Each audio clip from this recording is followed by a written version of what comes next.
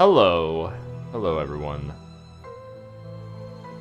Welcome to this Classics playthrough and analysis on the game that changed everything, Ori and the Blind Forest. For those that aren't aware, Classics playthrough and analysis is supposed to resemble a super long form video essay type of thing, but instead of having to condense all my thoughts down into a digestible script, instead I just play through the game, point things out as they come up, and gush about everything. I have a list of items to talk about for each section of the game to keep it fairly structured, and hopefully we talk about other things as they come up throughout the playthrough as well. Never seen it before. You are in for a treat, BP. In for a treat. So, some backstory on this game. I actually had a decent amount written down for this. So I opened up just then by saying this is the game that changed everything. That's not entirely true. You know, that's kind of like a headline statement, right?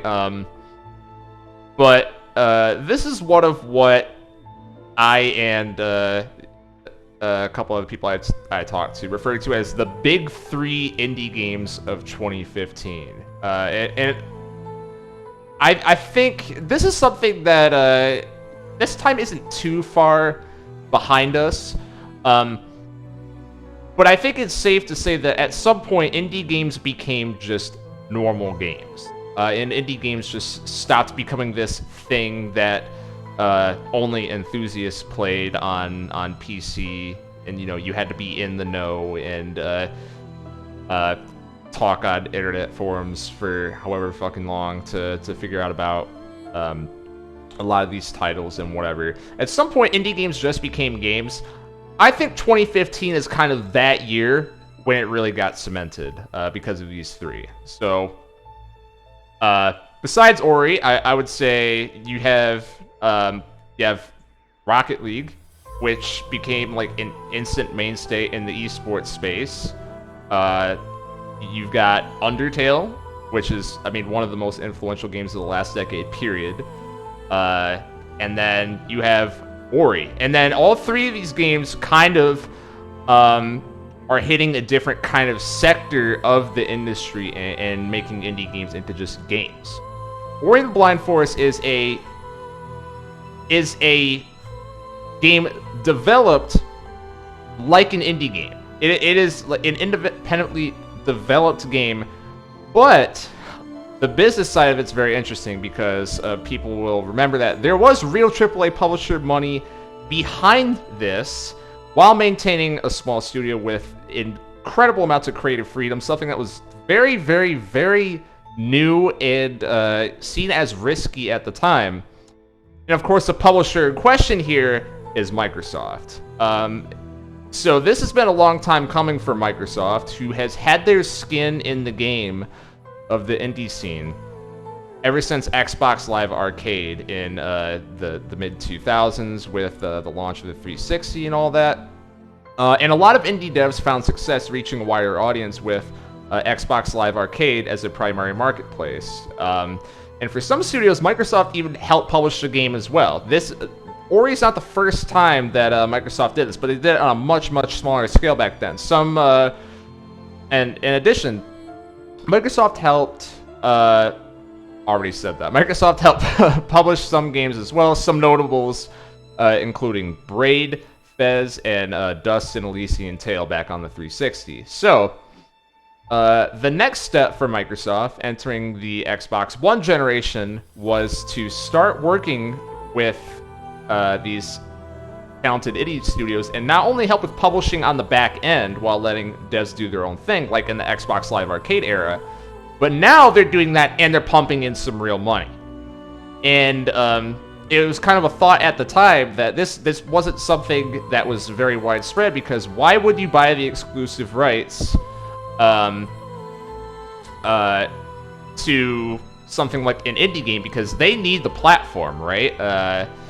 That was kind of the thought at the time, like as the the platform holder, you kind of hold the leverage there. But the way that Microsoft saw it during this time was, well, we could either be paying for the exclusive rights to games from bigger third-party publishers or the time, or we could be getting probably better games for significantly cheaper, just because a lot of what's being pumped in is going directly into the game.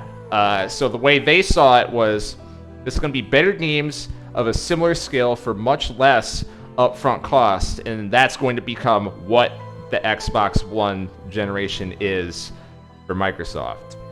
And this was met with skepticism at the time, right? Because you can give this money to some unsupervised, small, unproven, artsy team, but like I said before, this was a development of this game started in 2011. Indie games are just indie games at the time, right? You know, you had stuff like Super Meat Boy, you had Isaac, you had like Braid, like I mentioned earlier, stuff like that. But you know, are you really going to, giving money to an indie studio, end up something better than what the big dogs, your EA, Ubisoft, Activisions, are pumping out? And Ori is the first time that question has actually been answered. This game came out in March 2015.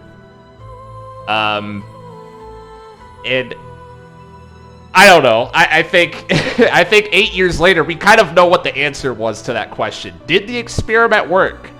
Did giving money to an indie team and assuming there was going to be a good game coming out of it, did that work? The answer is yes. The answer is yes. Disclaimers before we start. My analysis on this game is my opinion. And I'm not trying to claim that it's absolute truth, because that's not possible, because everyone perceives art differently. Spoiler warning for everything in this game, Ori and the Blind Forest, as well as some possible minor spoilers for Ori and the Will of the Wisps, such as gameplay details, not so much plot points for that game. Will of the Wisps is a great game. I'm just gonna say up front, highly recommend it. You should play it. You should especially play it if you come out of watching this stream or these VODs, and you think this game's good. Will of the Wisps is a very good game. And now here's the less fun part for me to talk about. Also, what's up, Jaguar? What's up, V? Before we get started, during the course of this playthrough, I'm going to say a lot of positive things about the two individuals that founded Moon Studios and helped made this game, right? Thomas Mailer and Gennady Coral. I think I'm saying that correctly, rather.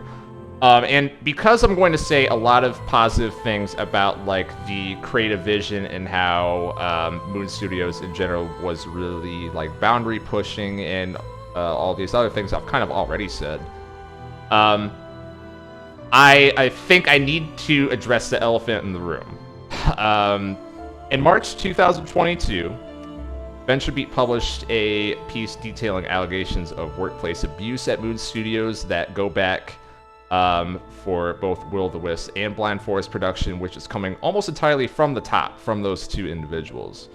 I recommend searching for the full article to hear first-hand accounts, but to give you an idea, Moon ran Blind Forest production while maintaining a team size of around 15 people, and there are nearly 50 people specifically credited to the internal team in this game. That's not counting temp workers. That's not counting any like contract work and any of that stuff. Like the internal team, 50 people while maintaining an average size of around 15. That's a lot of turnover, guys. That's a lot of turnover for a 4-year dev cycle. That's almost losing your entire team every year. So, do you think there was maybe some stuff going on behind the scenes? I don't know, you tell me. And look, I don't think any of that is necessary to describe what this video game is about. But, you know, just keep in mind that when I am talking about this game in a positive light, and again, like talking about the two individuals that founded Moon Studio in a positive light, I am aware of the human cost that went into this game, and it is the biggest thing that I think it's like the biggest negative this game has. Honestly, it's the biggest thing that sours it on repeat playthroughs for me. But if you're still on board, and now that I got that out of the way, we're getting to the fun stuff. This is the definitive edition of Ori and the Blind Forest. They have a couple fun ones in here.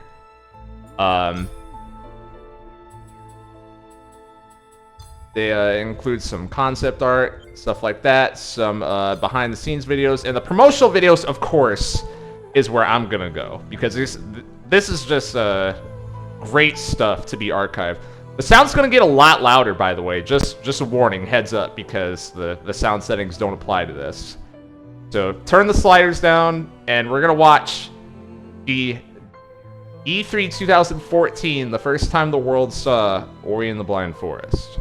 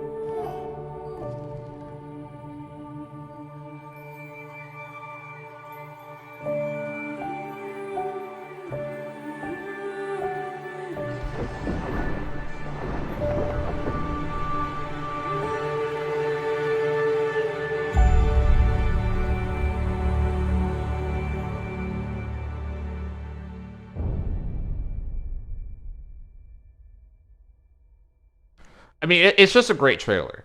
And you know, if you were around at that time, you remember the buzz that this game got.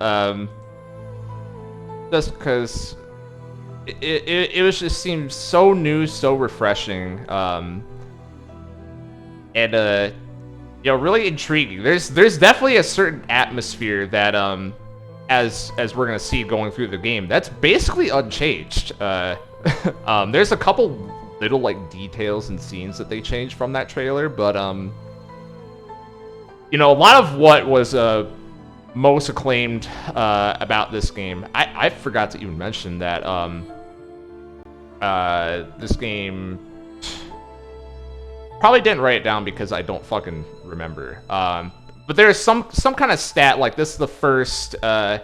Again, if you want to consider it independent, because Microsoft did publish this game, one of the first independent games to win something at the current iteration of the Game Awards. I think that there were some indie games that got awards at the old, like the Spike TV ones from the late 2000s or something, but the current, you know, TGA as it goes right now, where it was the first indie game to win, I believe it was like best sound design or something like that. Probably shouldn't be saying this shit without me looking it up, but you know, whatever. we're kind of spitballing at the start of the playthrough here. The next one I want to show, I think this is even more interesting. A little bit of background because of everything that I mentioned about, you know, how Microsoft in their role kind of plays into it. This is the March 2015 launch event for Ori and the Blind Forest, because this was Microsoft's, like, one of their biggest games of 2015. Again, indie studio, first game they ever made. They pumped a bunch of money into it. They said, we're gonna leave you alone, make us a system seller. And this is a result. Here's the Los Angeles launch event trailer.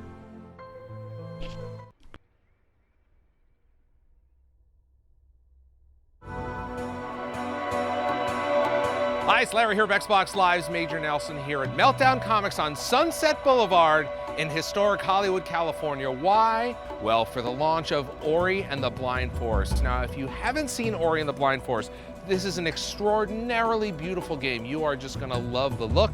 More importantly, there's a lot of fun in there to play. We got a chance to talk to our friends at Moon Studios. Now, for everyone else, this is a launch. For them, it's the culmination of 4 years of hard work.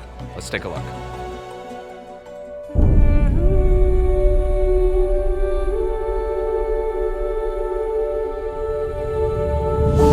Super crazy excited about the event today. It's kind of surreal. We can't believe it's finally out there and people are gonna play it. We just want to see how people like our game, and it's just a crazy thing that, you know, after 4 years, it's like one idea that we had in, you know, small basement in our homes, it just comes to fruition and becomes this event with all of these people like playing the game and being true fans and being touched and moved by the game.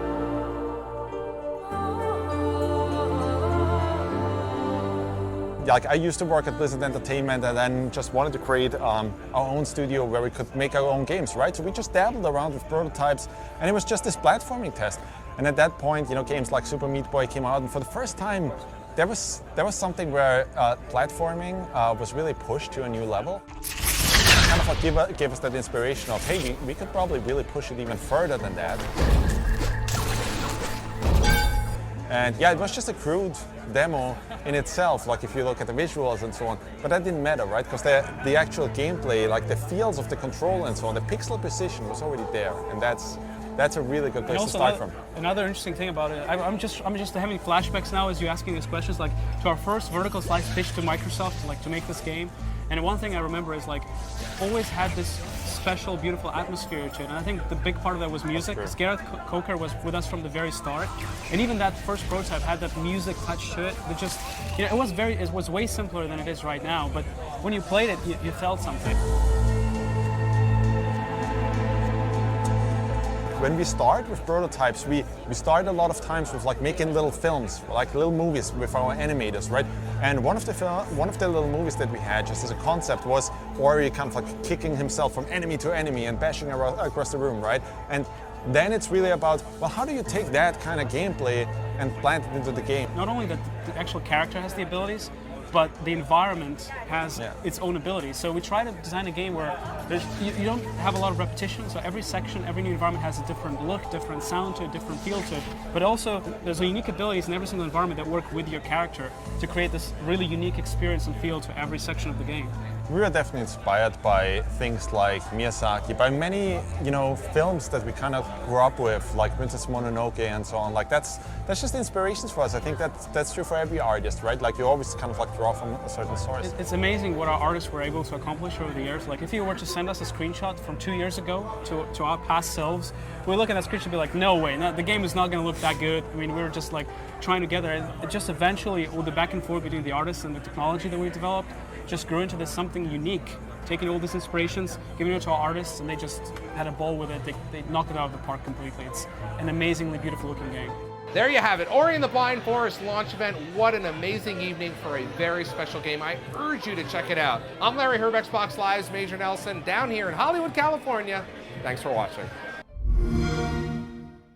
Just real interesting stuff. I'm really glad they put this into the game.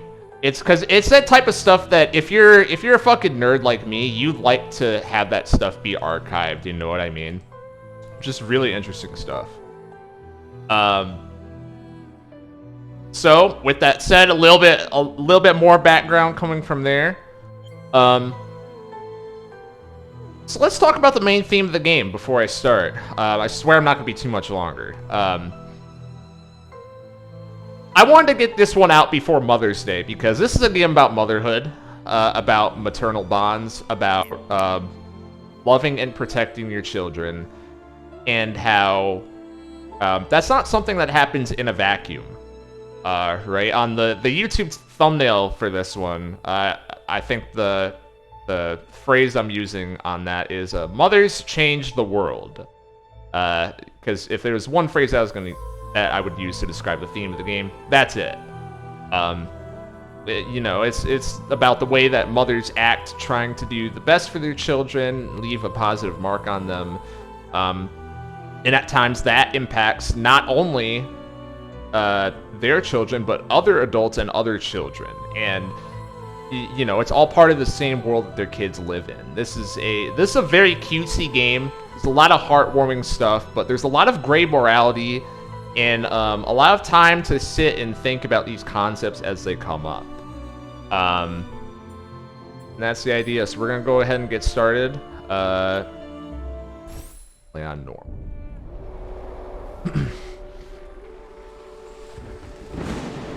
I don't think I'm going to be pausing very often during this one.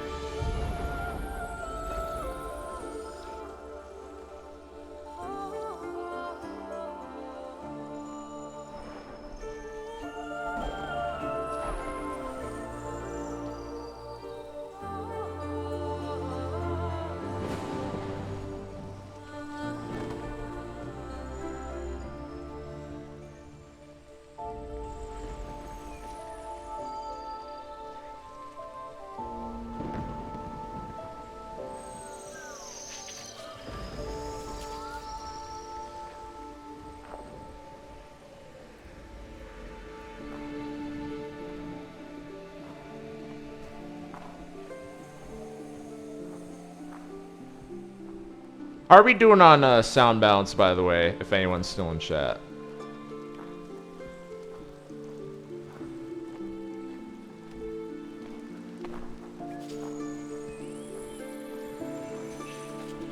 Good? Alright, sweet.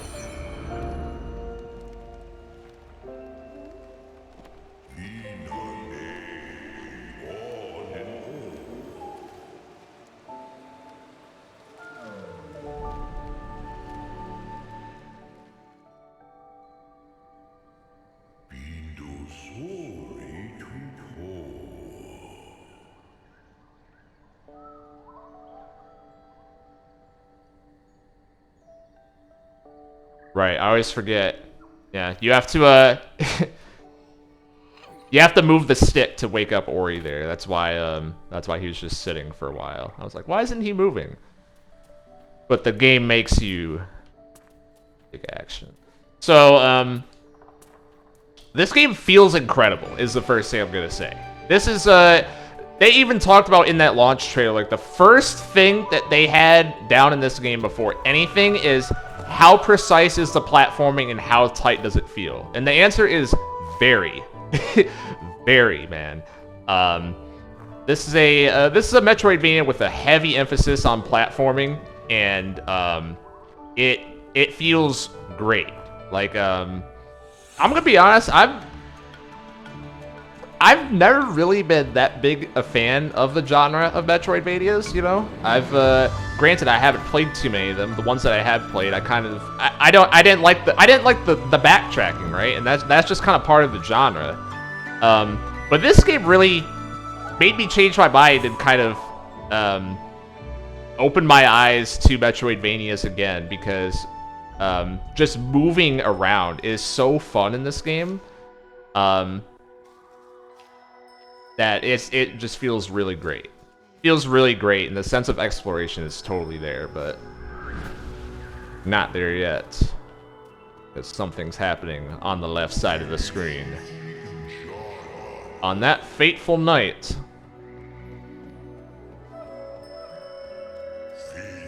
when I lit the skies ablaze,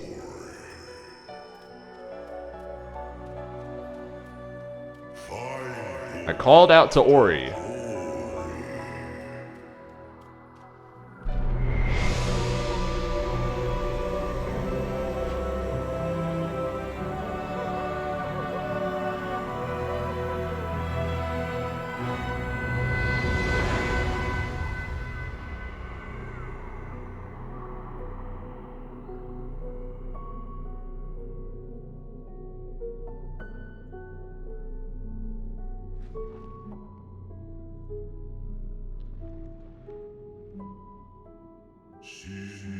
Yet hope never came.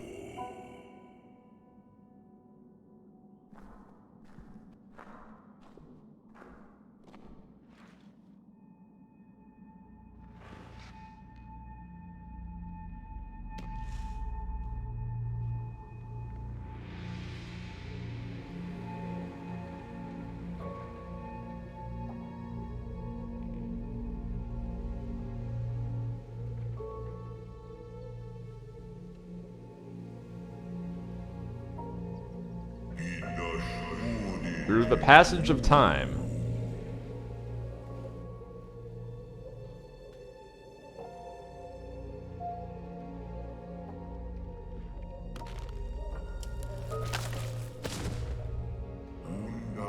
life withered and decayed.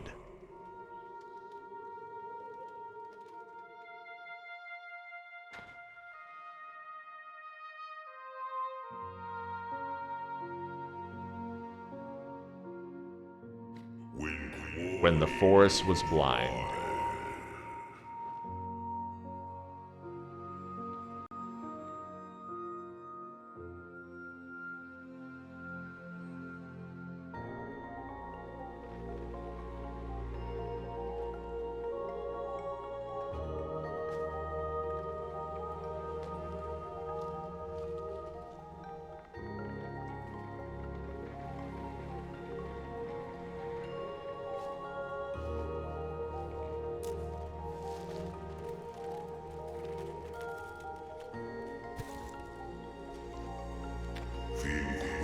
Still, hope showed its face.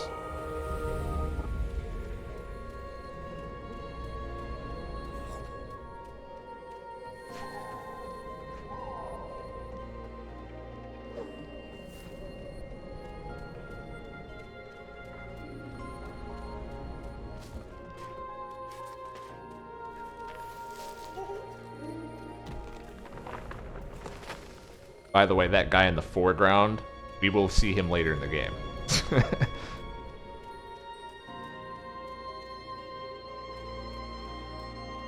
I'd never noticed that they put him there. Crazy.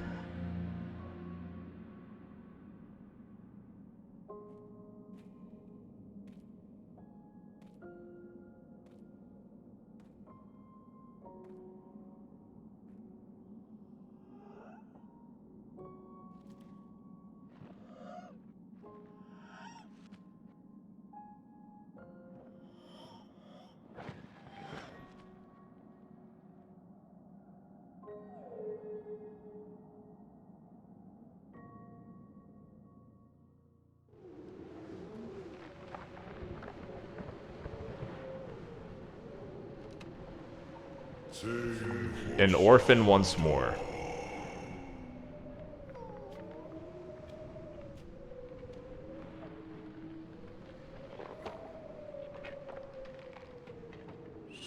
With no reason to stay.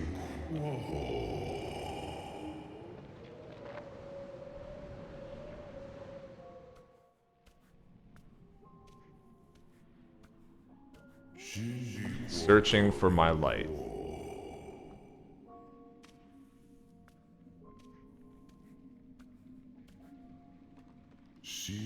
So weak and so frail.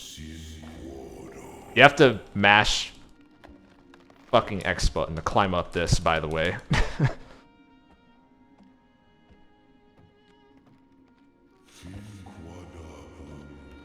When cries were met with silence.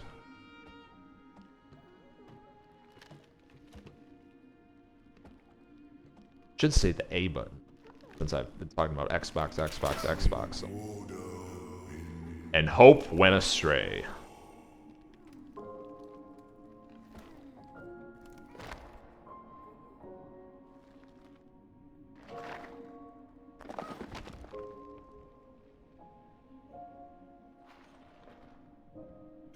When my child's strength faltered.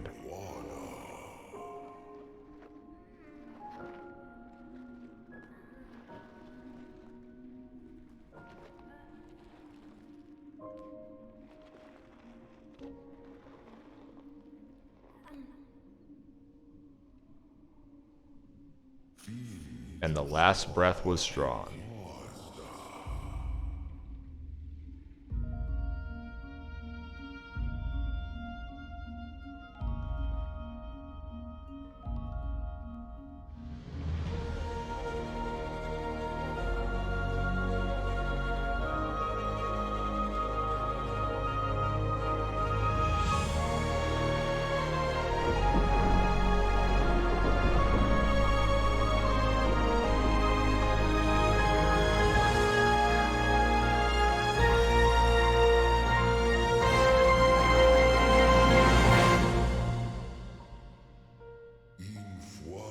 My light revived Ori. New age had dawned.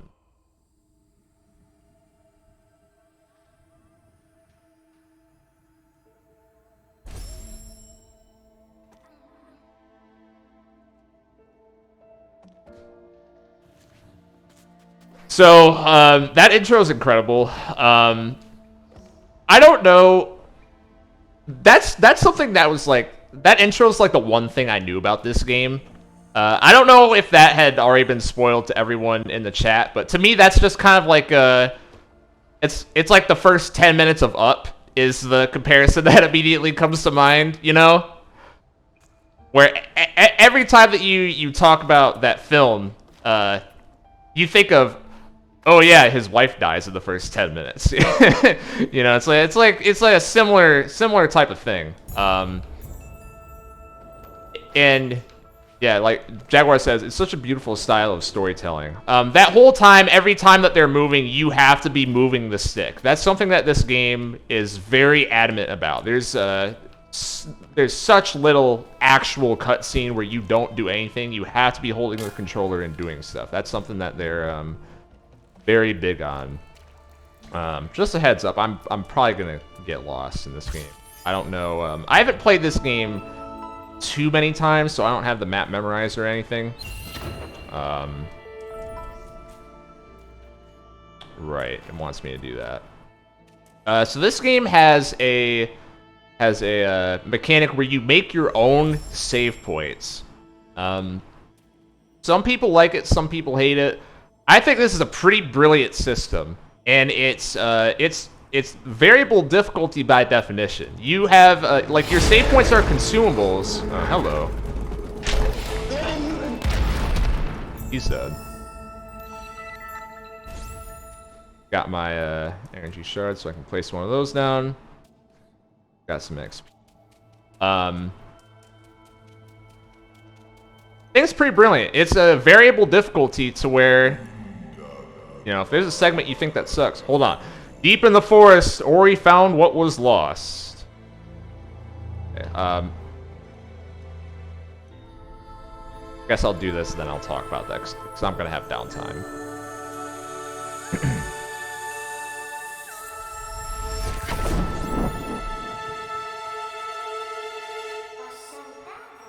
My strength is returning.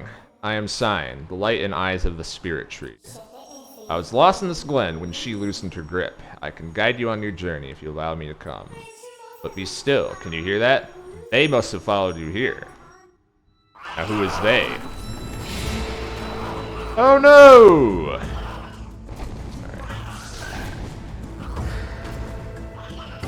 Oh right, makes you makes you need to use Sein here.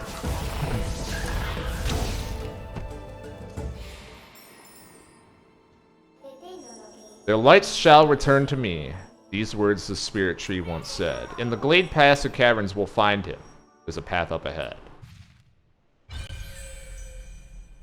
Sign from Riles of Aether. That's true. It's very true. Hollow Grove, find the spirit tree. So yeah, like I said, placing down checkpoints I think is awesome. It's really it's something where as soon as you get frustrated, the consumables are always there, where you can just have a couple more of those whenever you want. Make a section easier for you. But there's always there's the aspect of you can make greed plays if you want, where there's a section that you make it pretty far and you die, and you're like, oh, that's bullshit. I shouldn't have died there. I'm just going to try it again, and one of those things. There's also an ability tree here. I am going to take the upper path every time here, because these are all like movement abilities and stuff like that, and enhancing the save points and stuff. These are combat ones, and these are get more collectibles for the most part. I always go top route in this game. It does make the gameplay a little bit differently, because there is combat, as you just saw, but this makes the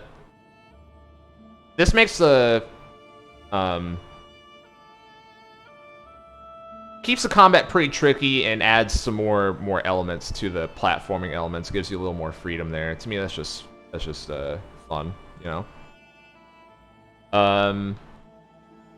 I guess I should talk about a little bit what I just bought there. This is everything I just said about reusable save points. This is what makes them reusable. So that's kind of just a no-brainer there, in my opinion, to buy.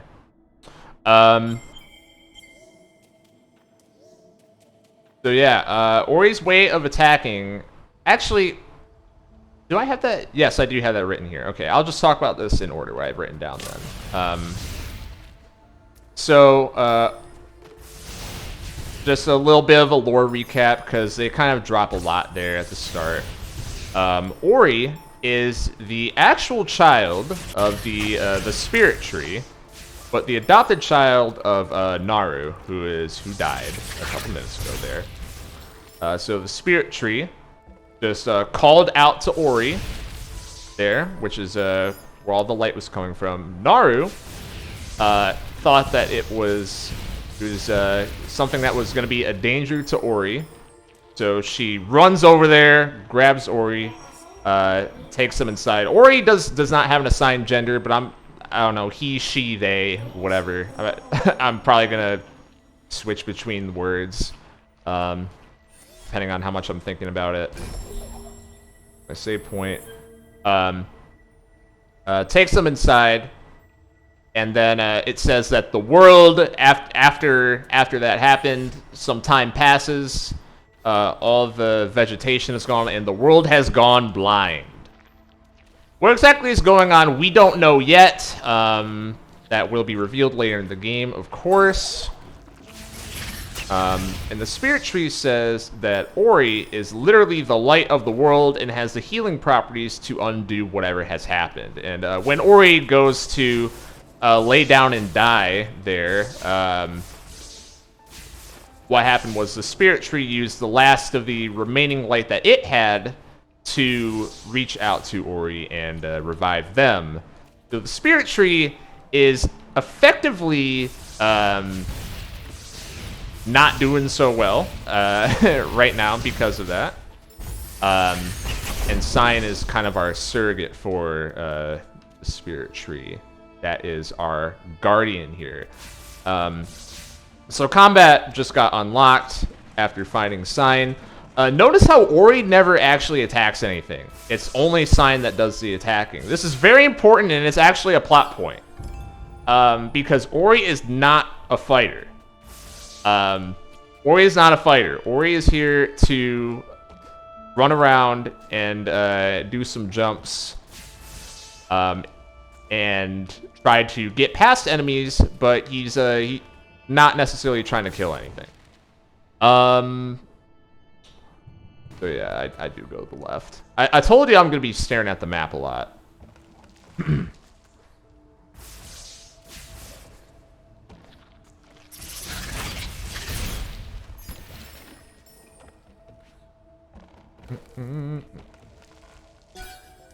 By the way, are those Steam notifications coming through on stream? I didn't even think to check for that. If they do, then whatever. I guess we'll deal with it. The Spirit Gate blocks us. They were built for protection before the days of decay. The required keystones must be nearby. To reach the Spirit Tree, we must pass the Spirit Caverns that lie beyond this gate. Not seeing or hearing any... Nice. You see them. Okay. Alright, whatever. We're getting some mixed signals, but that's fine. We'll deal with the pop-ups. So, got the 2 of those. Scroll down here.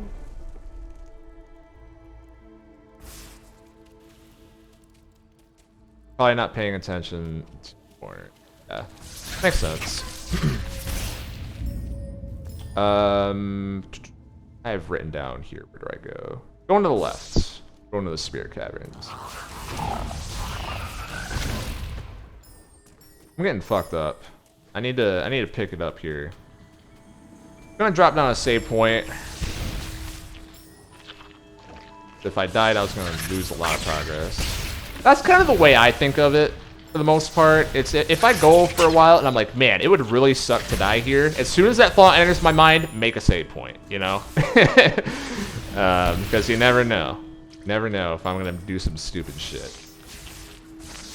Is this the right way? Guess we'll find out.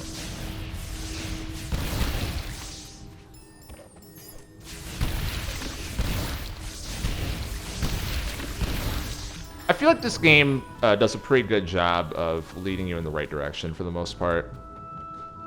So.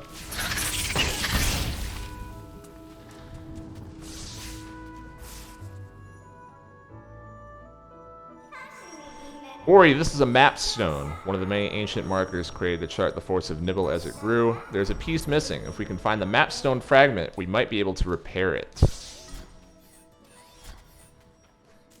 Don't have that. That's something for the next door I find though.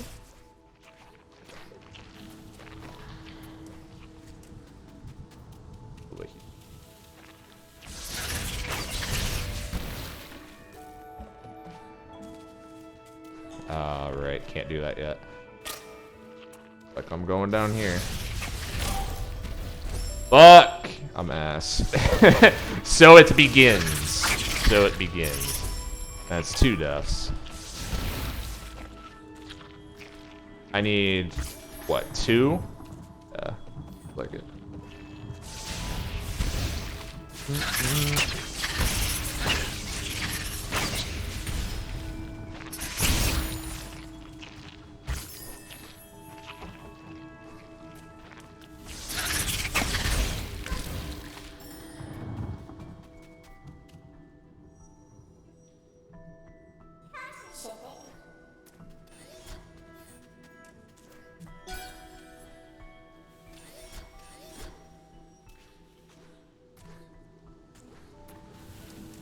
Gonna plop down a save point here. Give me a little bit off back.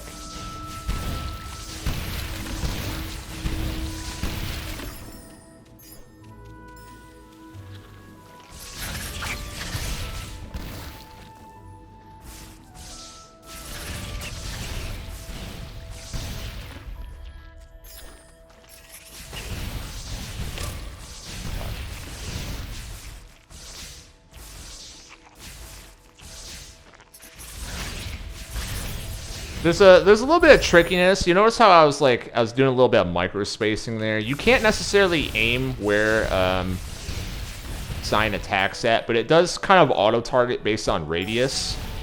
So there's times where enemies will be placed in such a way where, like, if you go to the very edge of a platform, you can hit them risklessly without jumping after them and stuff like that. There were those that turned to hope when she ravaged and killed.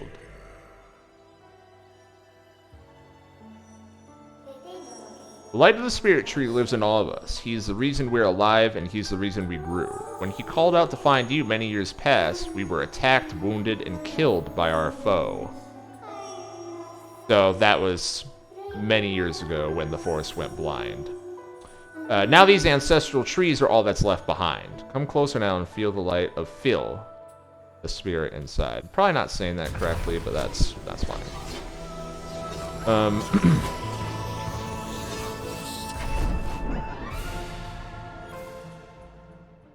You've learned wall jump. To use this ability, push the left stick towards the wall and press A. Leap upward. And notice how I was trying that earlier in the game. Already. I'm just so used to wall jump. But there it is.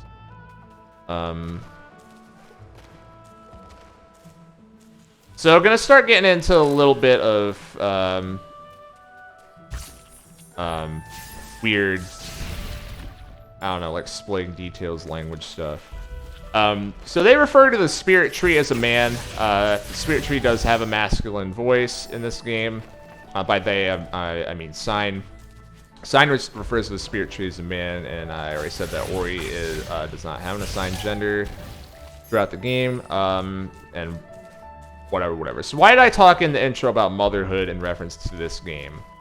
I would argue that, besides we already know about Naru, right? Ori's adopted mother.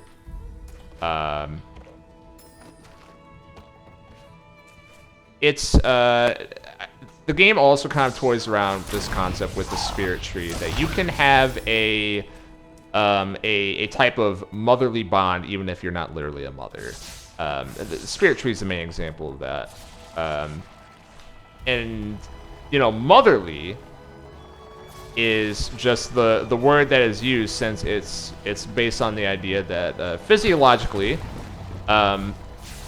mothers do have a stronger connection to their children, just because of the whole like childbirth thing and the release of oxytocin that comes with that. But no matter your gender, you can still love like a mother, right? So the spirit tree still kind of falls under the same category as Naru and a couple other characters that we are going to meet in this game. One in particular who is not going to show up for, I think, a little bit.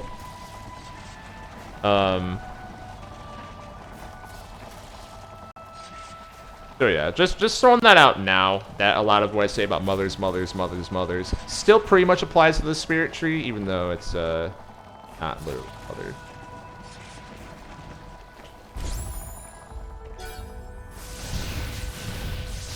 I think this is just gonna take me.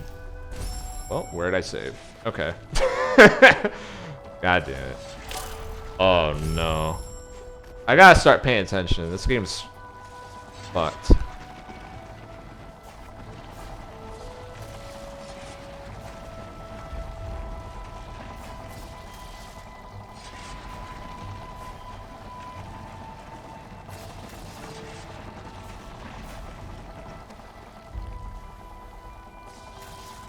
Game has a crouch button, which means it's automatically good, as I've talked about on stream many times before. If your game doesn't have a crouch button, it needs to have one.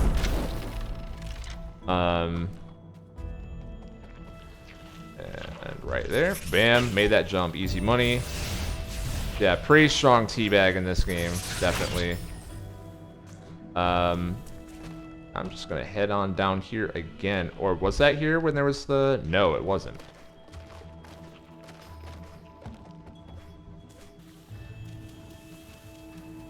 Go this way.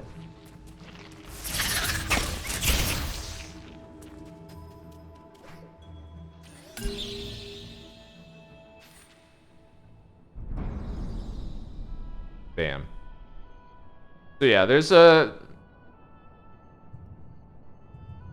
I don't really know how to describe it in this game, and this may be very basic because, as I mentioned, I don't play a lot of Metroidvanias, and yeah, I should word it as there's not a lot of Metroidvanias that I have picked up and played past a few hours, aside from this one. So, you know, I don't know how much of this is just genre convention and whatever. But the level design feels very natural, like there's a natural flow to things, where even though I am going to continue to look at the map constantly, I think this is a game where you could definitely go through it without opening the map once. And not really miss things. Like, you might miss secrets and stuff like that, obviously. And a couple little landmarks, like, where was that? What part of the map was that landmark on? That type of thing. But I think the map design definitely lends to having you go in the right direction naturally, without having to do much searching around. It's something that, it definitely did not go unnoticed for me. I'll say maybe it went unnoticed for the first, like, couple hours on my first playthrough, but then I started to really appreciate it, because I played so many games where that's not the case, and I just get lost all the time. You know. And it's weird, because Metroidvania is an exploration genre, right? And it feels like there's still the sense of exploration, but not getting lost. How do I get to that? How do I get to that, huh? How do I get to that guy? I don't know. I don't think I could do that yet. Guess here.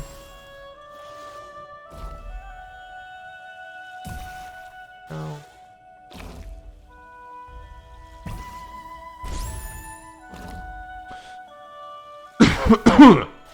Sorry about that. Something that I probably should have mentioned earlier, the first time one of those trees appeared. Sein mentioned, in case you missed it, that all the trees are actually Ori-like spirit beings that descended from the spirit tree that died when they were attacked by who?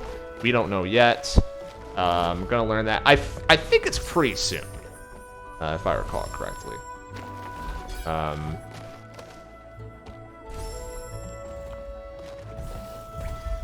But yeah.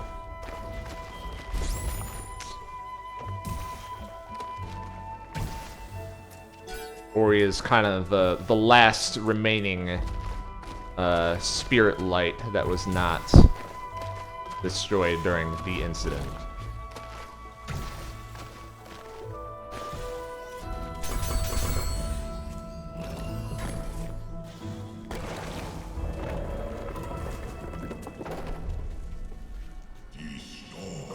Somber, they found me, dormant and still. We told Ori the tale of her misguided will.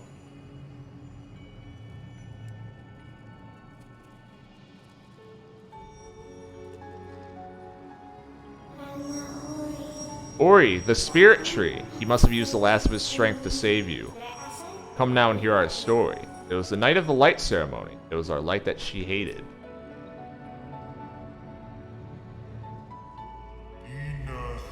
I called out to Ori, but my child never came.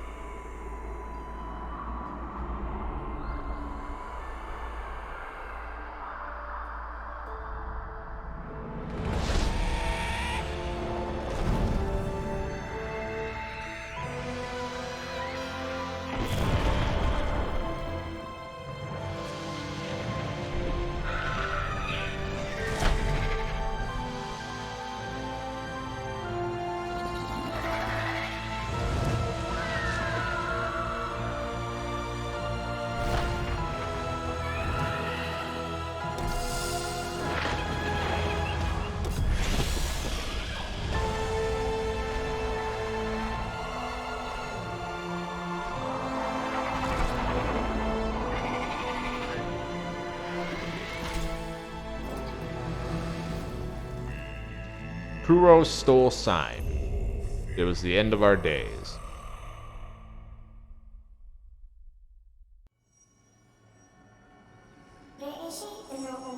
You received the spirit tree's light. He put our fate in your hands. Listen carefully now, for you must understand.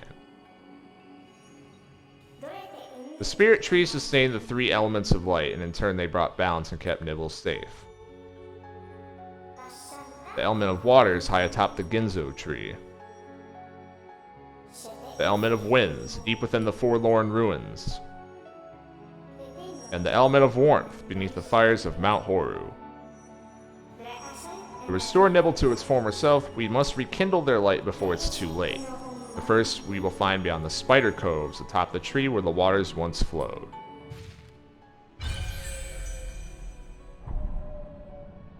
So we're going to the swamp. New objective, find the tree. So there's... I don't know if it comes through watching this gameplay versus like having the control in your hand, but oh, be careful, Ori. The ground is unstable. I know.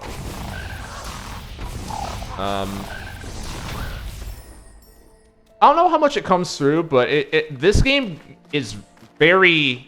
There's very, like, no time wasted. You'll notice in a lot of these scenes, it'll be, like... It starts with someone just walking immediately. Like as soon as the trigger starts, it kind of transitions fairly seamlessly into that type of thing. Do I have to get him to jump on there? I do.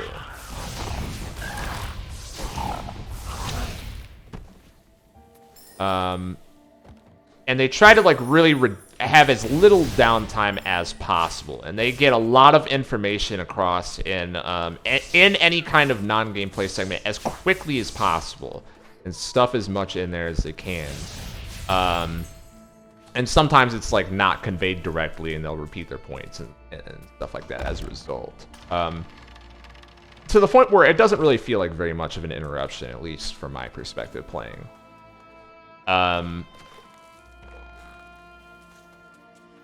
So, yeah, I mean, I guess, which leads into my point.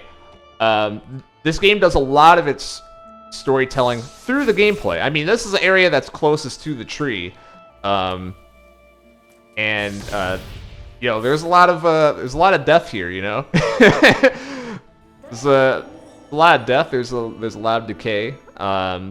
Anno, the spirit that died here, was strong and courageous. Listen to his voice. He was able to focus our light. I'm about to get a skill here. I'm going to be pointing out some little things like that as it comes up throughout the game. But it's all important, and it's all relevant. Charge flame. Yeah. Now, I can do that.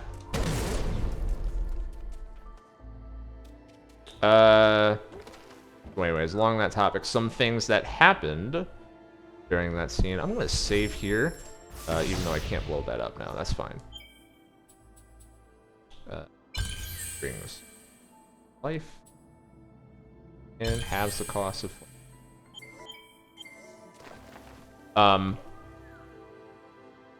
So the reason why all the other forest spirits died was just revealed there. Is from a character who we're gonna learn their name pretty soon. She is Kuro the Owl. The spirit tree called out to all its children. Ori did not come. That was because Naru shielded Ori, said come back inside. So Kuro did come and said, fuck your blinding light, looks in the direction of the light source, and takes Sein, which is the kind of the eye of the spirit tree, right?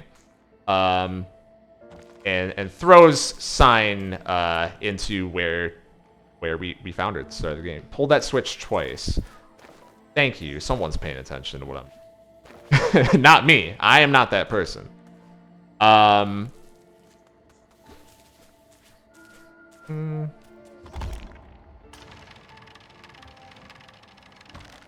Perfect.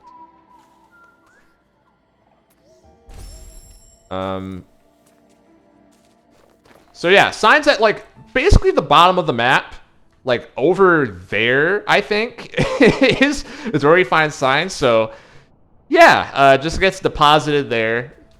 Says fuck you. And and you know, not able to. Sein is she's not able to do anything on her own, right? There's that element of it. And for years and years on end, we were waiting for Ori to come out and be savior for us, and blah blah blah blah.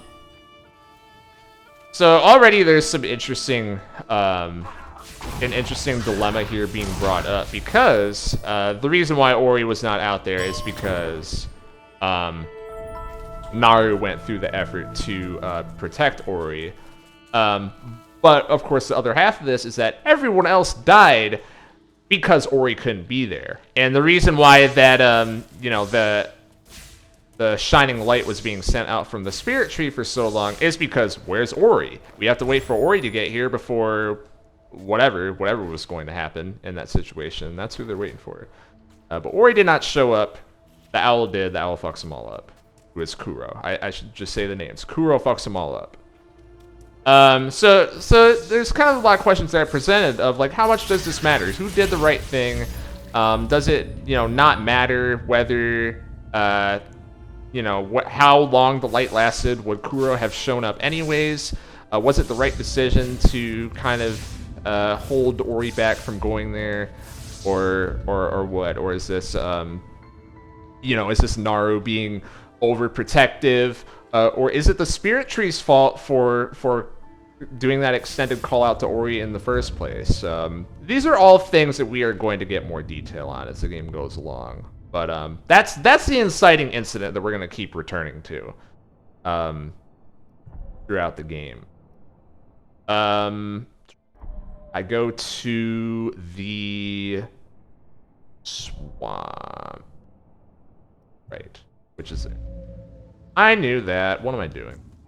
So to do that, I have to...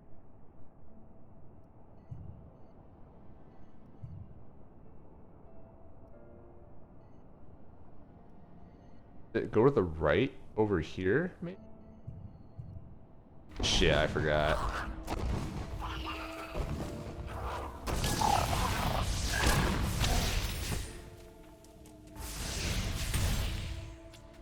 Just...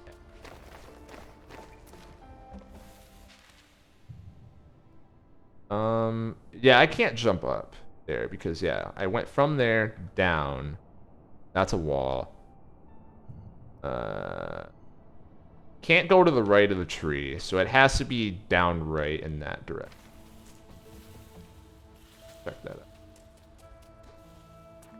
out. Which earlier lowered the platform? Some... Yes, you're correct. You're correct. You're correct. You're...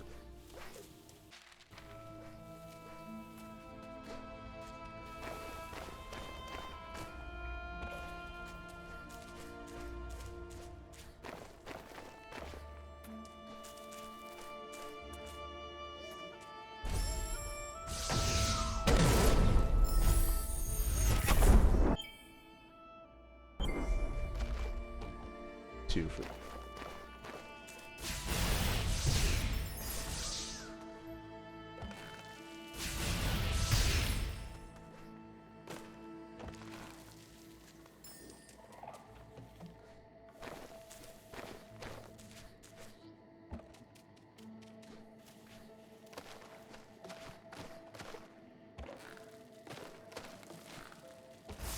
Now this is where it starts getting a little tricky. Thankfully, I can just stand there. If he was out of range, then I would have to do some jumps to keep hitting, like right here. This is gonna be interesting. I'm gonna save. It's very possible I die here. Gotta do a little bit of this. Ah, shit.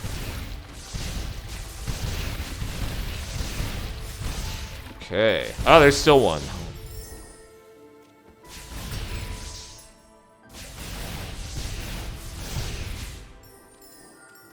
A little bit of trickery.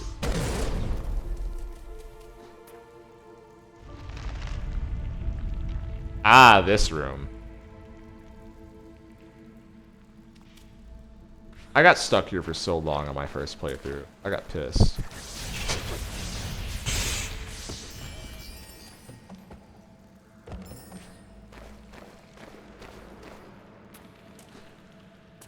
Can I go up there? Can't.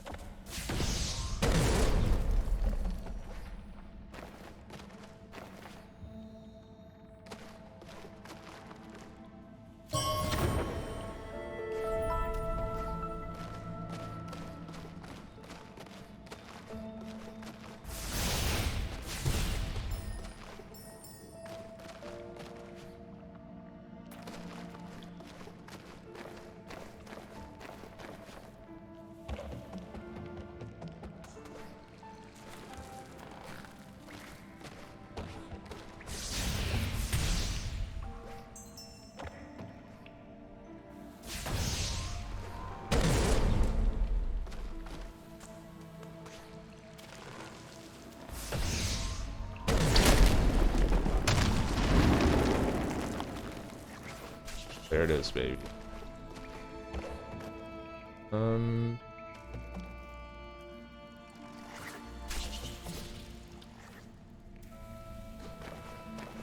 Yeah.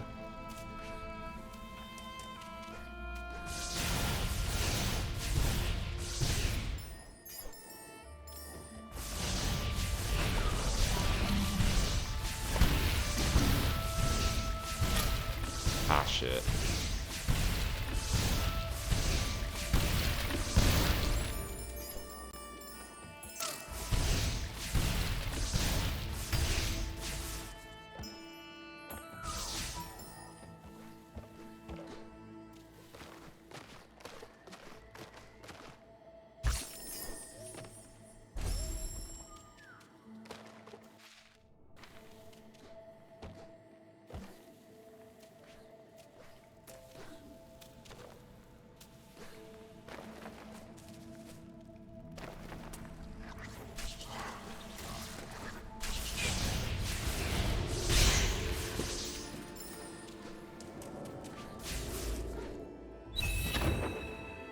Too easy.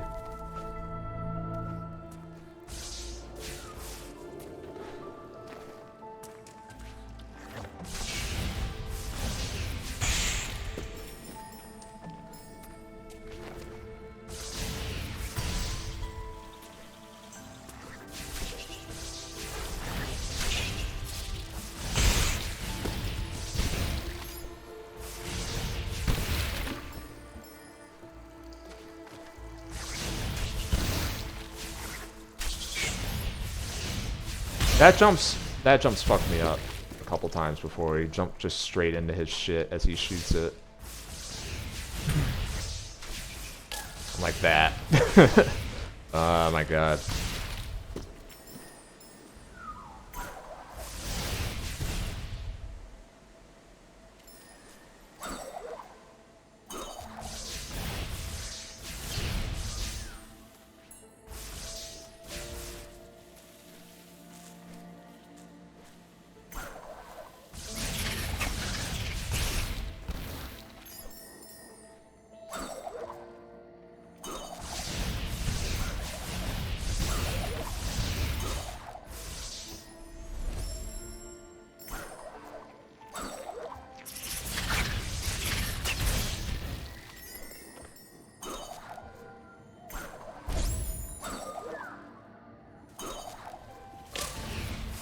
Ah, shit. Yeah.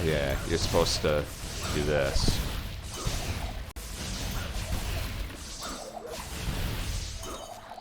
Now that jump is possible. Let's go! Alright.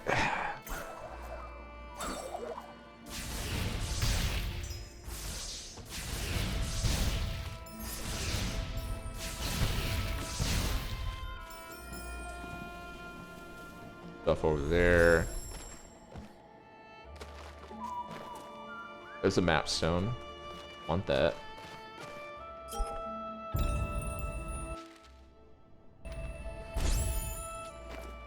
Can't go there.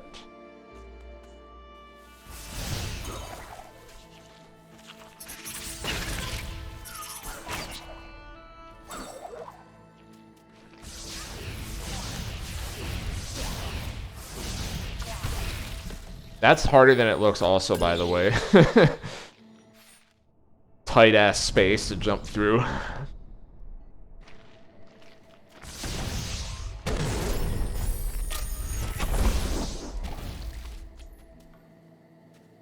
I can't go up there yet, I don't.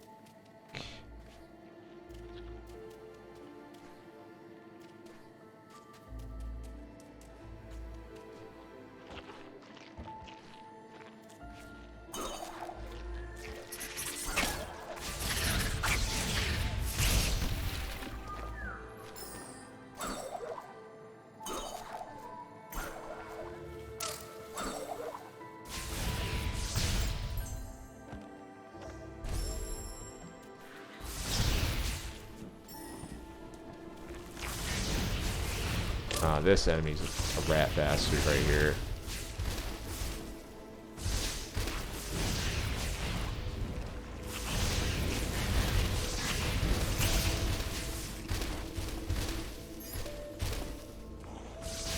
I am this one.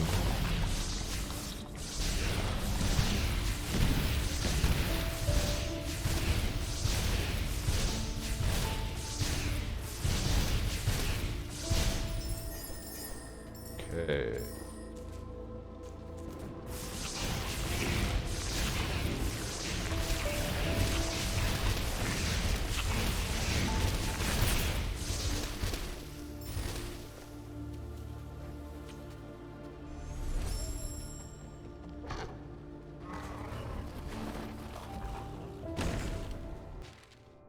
I'm not going here yet, right? Yeah. That's wrong. I figured. Got a little bit of that though.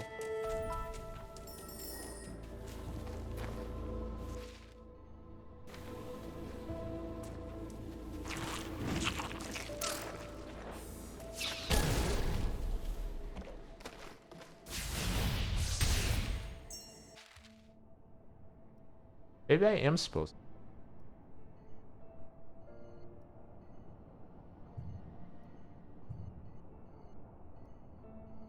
Yeah.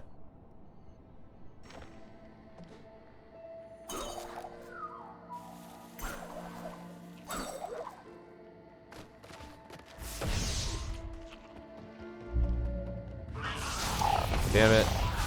Should have just paid attention. Should have just... Well, that's not even paying attention. I should have just went 2 steps to the right and got to the signpost. Tell me where the swamp is. Okay.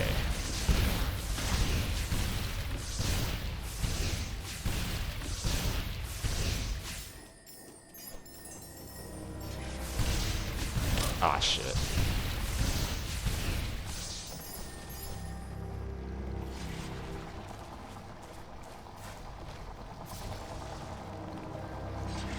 Right, there's some spots where it doesn't let you make a save point.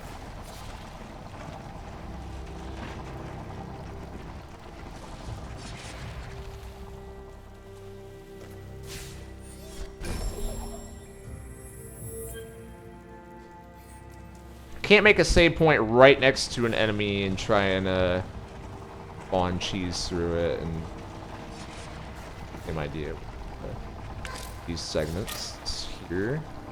Probably should have seen that.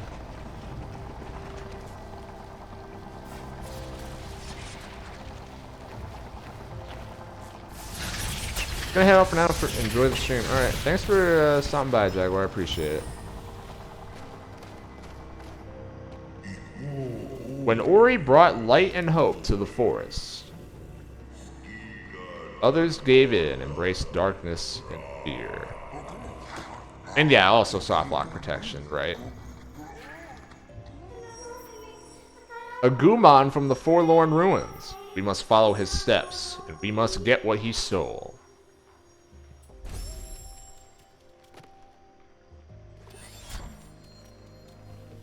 Okay.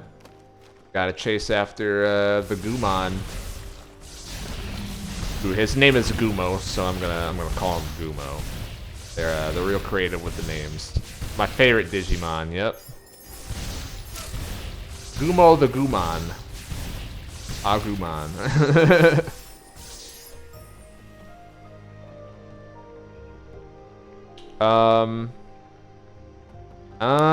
Shit. Yeah. So before I do that, I am going to actually go back to that teleporter.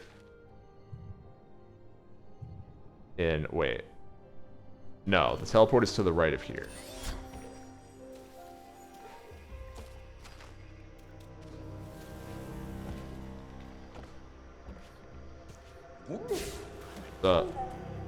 Yeah.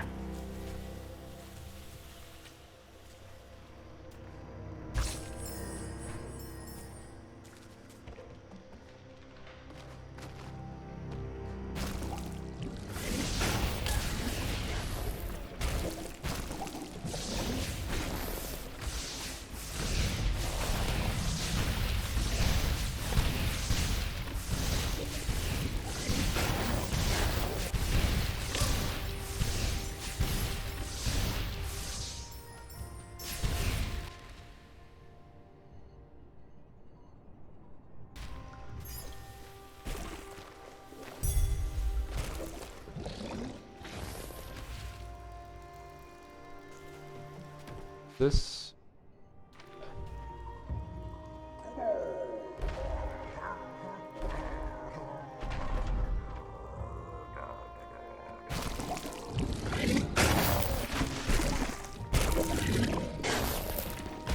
This part.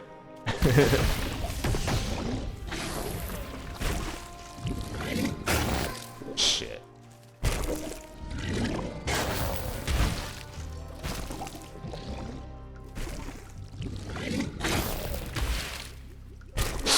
Ah! Let me save.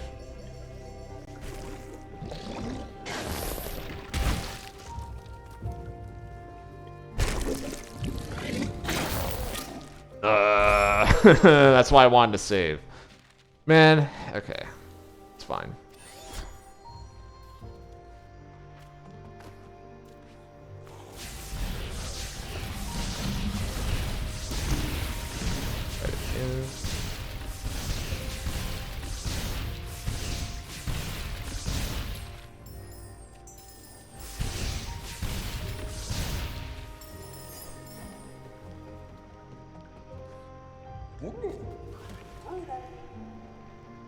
That by the way, that's the guy from like the very beginning of the game that was watching us. That was watching Ori.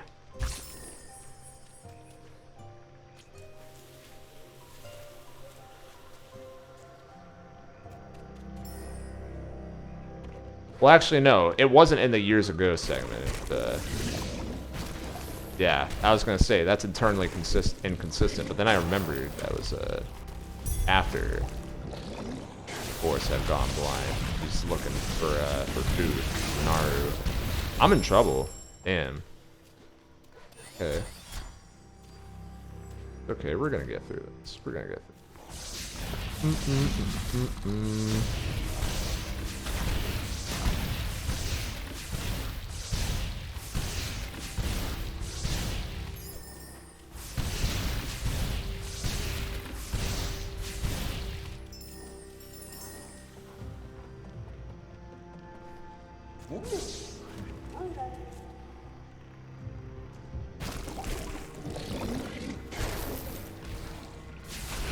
I'm not gonna go for that greedy collectible down there. I'm reformed. I have changed. Okay. I still get fucked up by that, though. I will get through it. I'm gonna make a save point before I start that segment this time.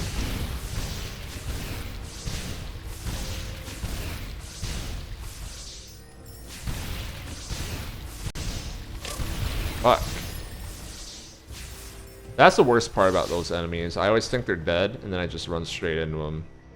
Because, I think I'm picking up XP orbs. I'm not.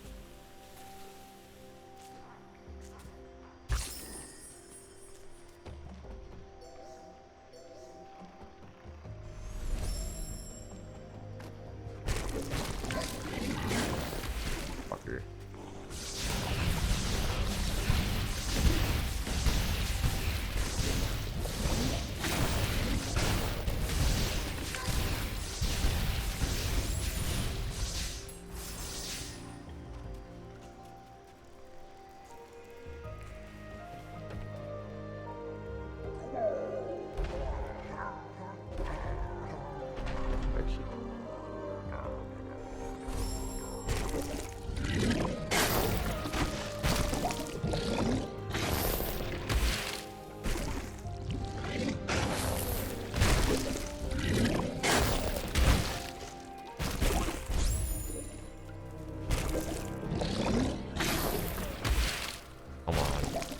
over here.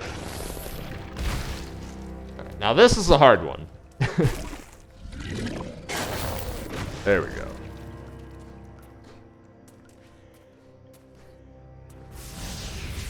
Boone Grotto. Yeah, I definitely missed a teleporter somewhere.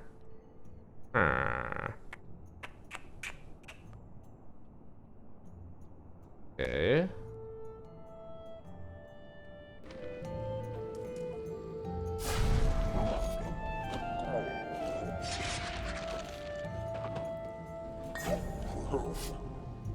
Okay, I don't have to go to the teleporter right now necessarily, so I guess I'll just do this.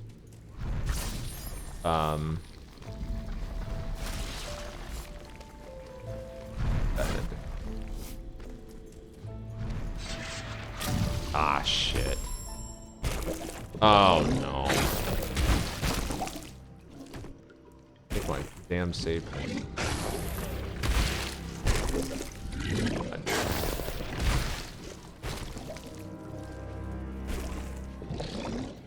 Over here.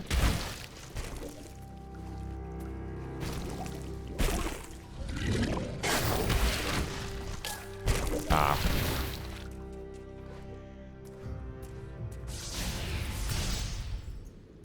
And notice how they give you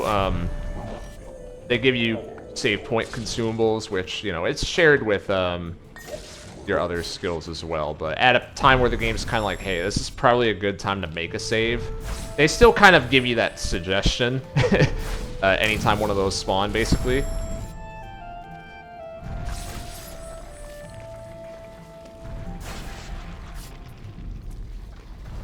Ah, fuck, I missed that jump.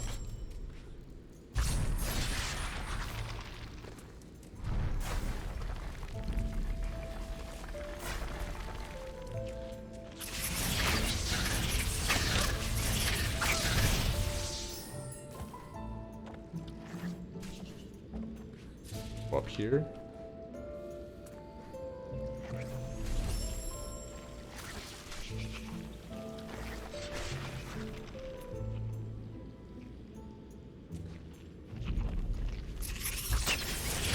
Ah, here it is. Okay. Yeah, I'm going to go from here. I'm going back to Sunken Glades.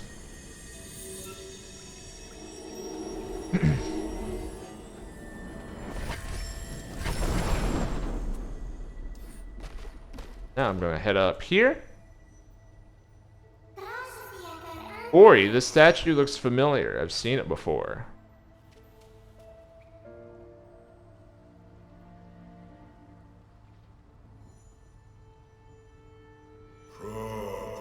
They found the home.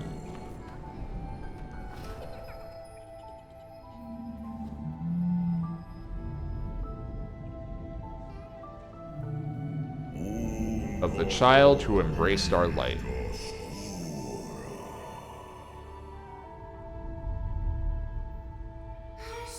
I remember them, many years ago when the spirit tree was but a sprout. Naru, the young one, looked after us whenever she could. This is content that they added in the definitive edition of Blind Forest. This was not in the original release of the game. So this is optional. You don't have to do it. It definitely adds a lot of really interesting information, which is why I'm including it.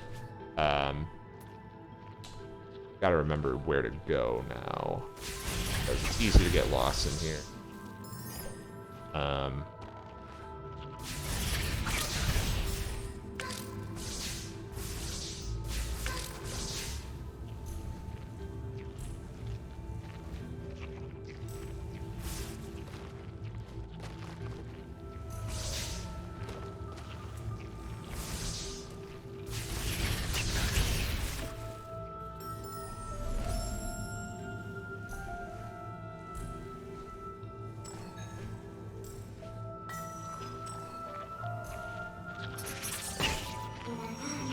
The light from the spirit tree, it was a gift from our kind. It was given to Naru, who stood by our side.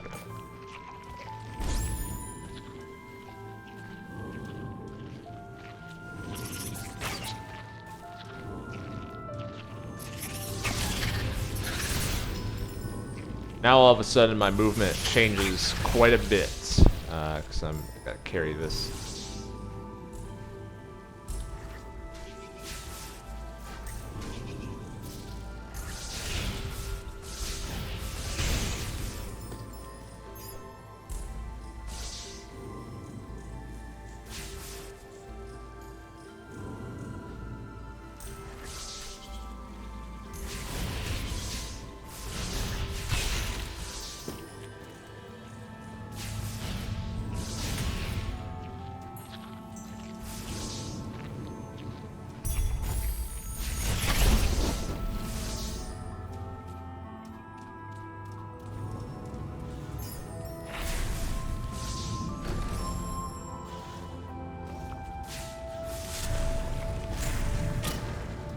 Ah, fuck.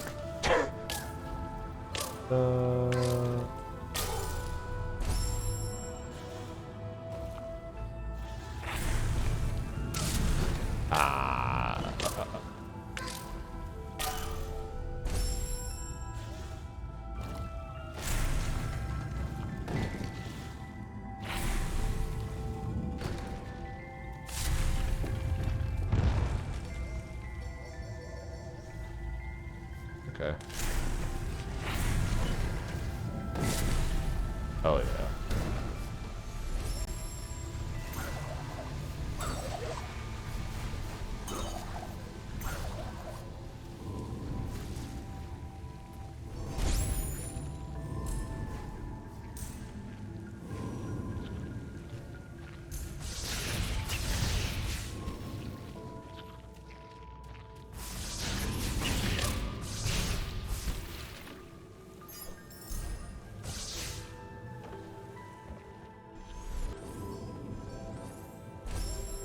I probably should not have that there, because I don't get another. Oh well. Where the cookie crumbles, I suppose.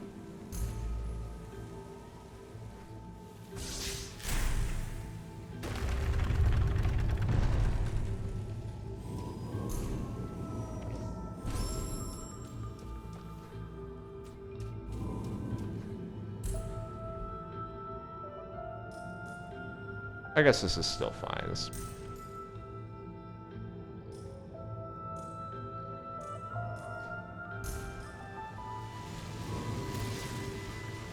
Ah, fuck, what do you do? God.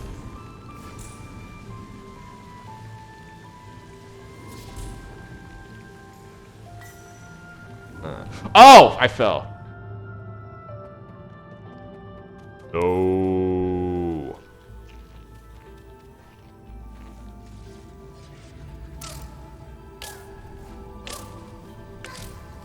One of the few times in the game where you have to kill yourself or otherwise you're soft locked. I think the only time. Which is, I don't know whether that's expected or unexpected that it's in the DLC portion, basically. Have that for a bit. And the reason why is because you can't jump on these platforms without the ball, and you left the ball behind. So, you have no way to get back to the ball. Or rather, the platforms don't materialize unless they're in radius of the ball. It's a better way to work that.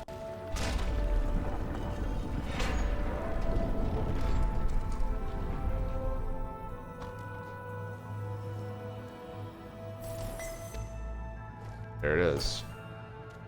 Pick up.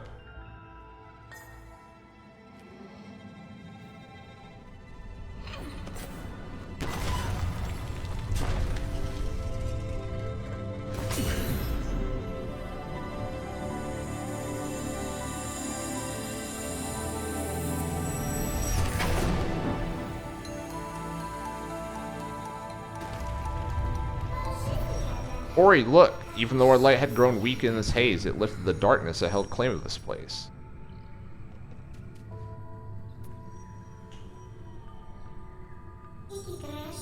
Eki was looking for Naro, but she was gone when he came. He was swift like the wind and sprinted with haste, but surrounded by darkness, he lost his...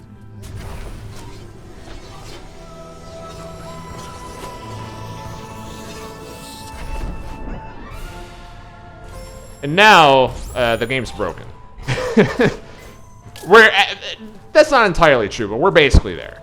We're pretty close to there. The next time I make a save point, let me just do it right here. Not even mess around. I'm gonna go here and then buy the air dash.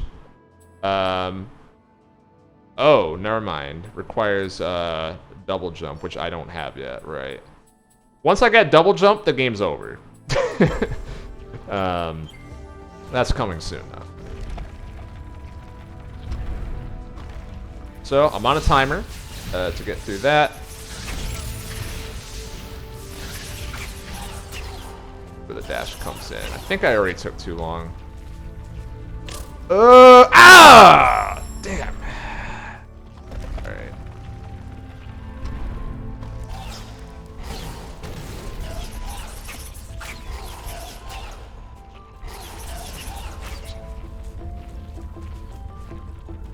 Nice.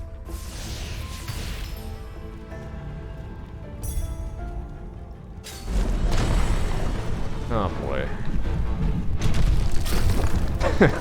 Forgot they did that.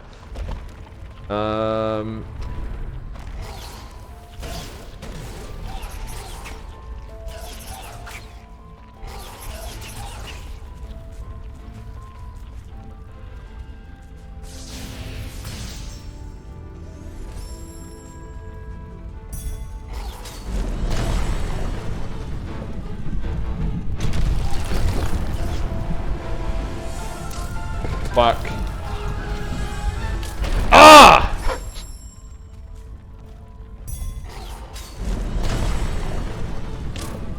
Oh, I'm dead. Fuck.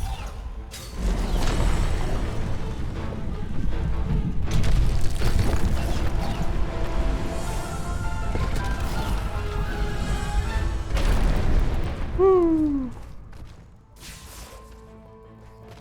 I can't do that yet. On the life cell.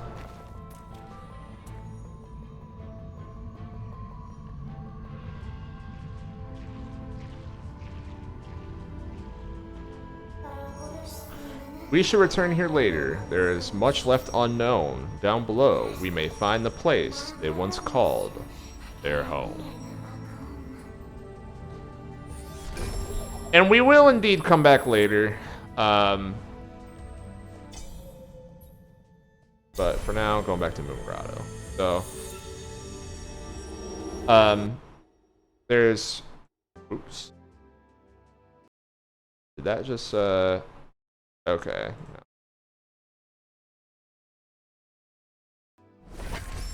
Okay, this game does not like clicking off during that part, that's for sure.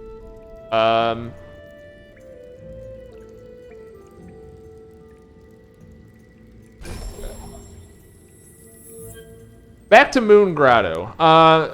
So with that segment, what got revealed to us for now is Naru's race is a long-standing protector of the forest spirits. Kind of gives a little bit of context to the events at the very start of the game again. And, you know, it raised the question of if that is true, that, you know, Naru kind of knew who Ori was. It kind of implies that Naru knew what that, the calling of the light meant, right? So, in that case, why does Naru not let Ori go back to the spirit tree in that situation? Why does Naru take Ori back inside? Try to protect them.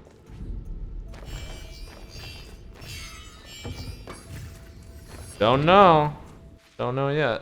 And that's just what they do. I really like that about this game. That's why I keep bringing it up. They just, every time there's a little something, it's a little something that's new. You know what I mean? They do recapping and stuff of information you already know in case you don't pick it up the first time. But they always drop in something a little new, a little bit of recontextualization. I don't think I can go this way yet. Just a little something to chew on. And there he is. Gumo's hideout. Oops. So you get punked out by Gumo there.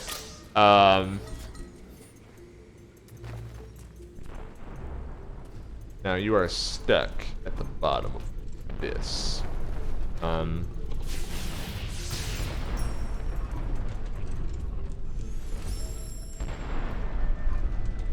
So, you know, this was brought up by the game as well, but just gonna represent it.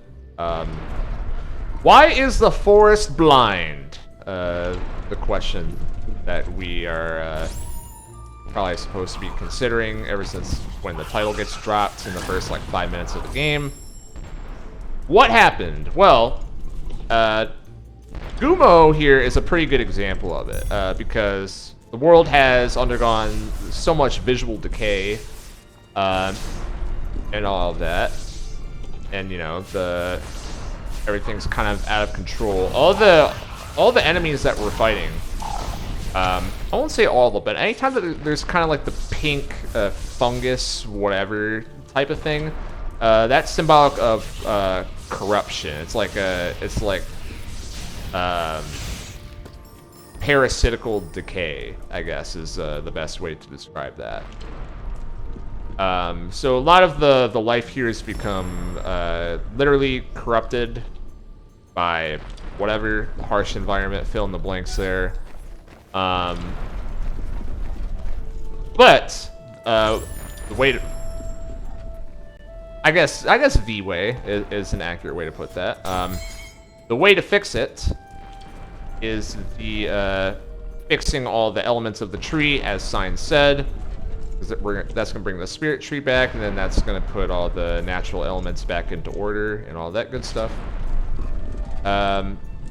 Gumo just takes it anyways.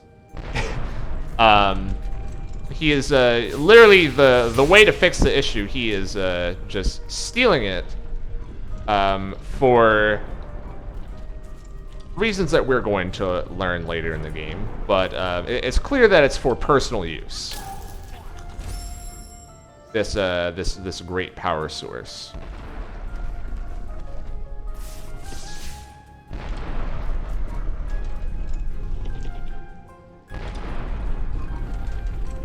I'm dead.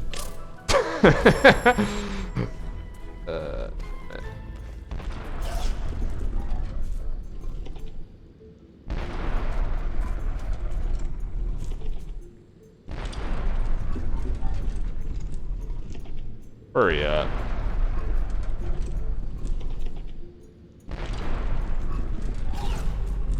Oh shit. I'm not paying attention at all.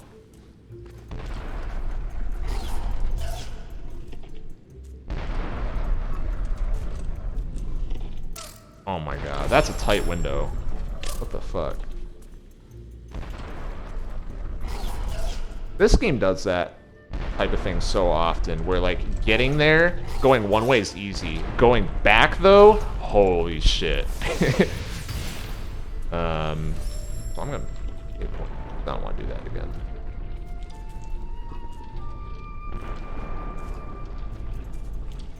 Drop down. Fuck. Okay, that's tricky.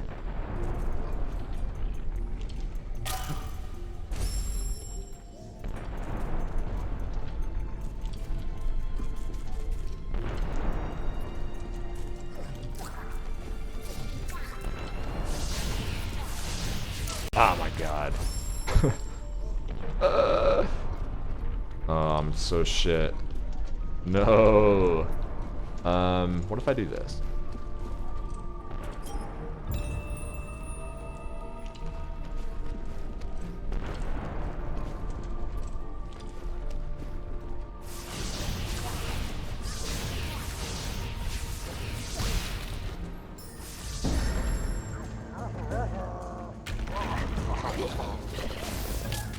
Oh, there's your boss. Your mini boss. Calling in this guy. Okay. Wow, I'm ass.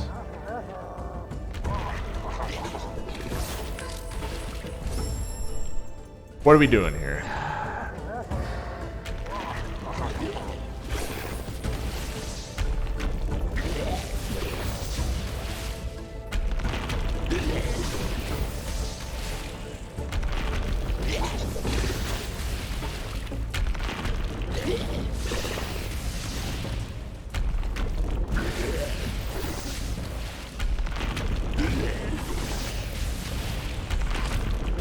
Oh, fuck. Oh, I'm still alive somehow. Okay. Alright, let's go.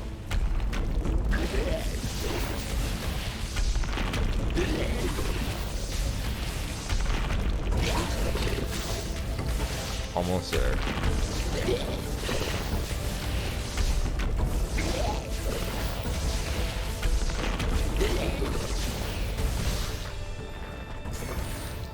Okay.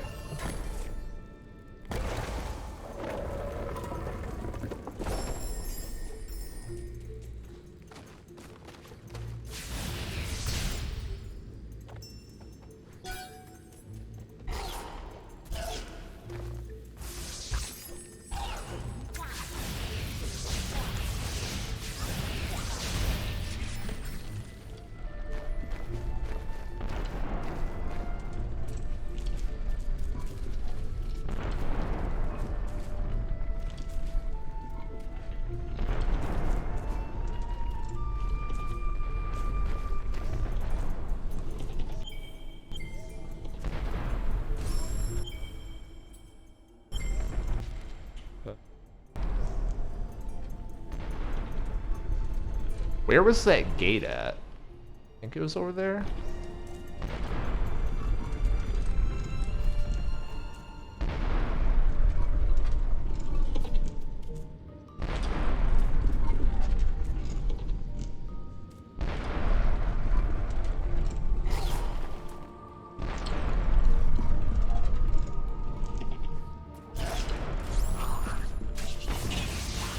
Yeah.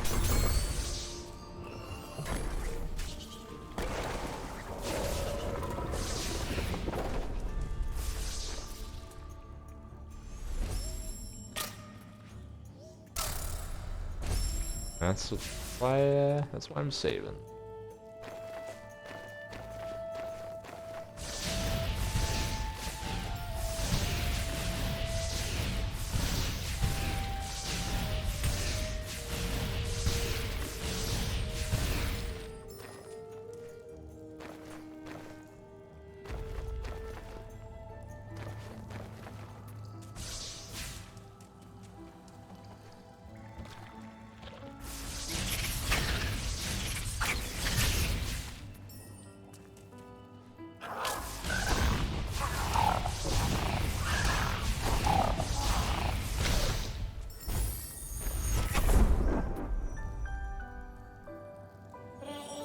An ancestral tree, Laru, lay here. He was swift, agile, and used to cut through the air.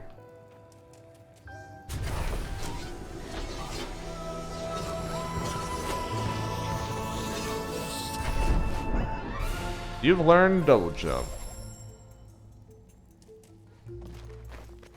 Right.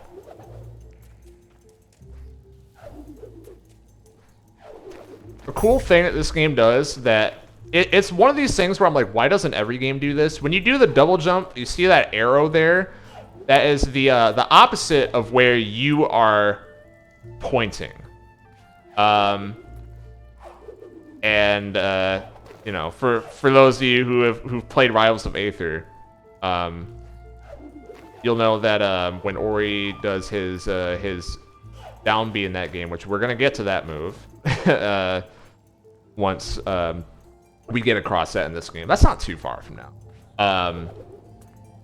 They do it the opposite way in that game, and it really bugs me. They have the arrow pointing the direction that Ori's gonna fly, but in this game, I think it makes more sense. The arrow is the 180-degree opposite of where your stick is when you're jumping. And it's just a way to tell, like, this is the exact trajectory that you were holding. It's something that kind of, you can just keep it in the back of your mind. There's Gumon, by the way. In terms of, like, oh, I messed up that jump because I was, you know, holding too far horizontal, you know, for example. It's just an easy way to course correct yourself. Really, really great idea.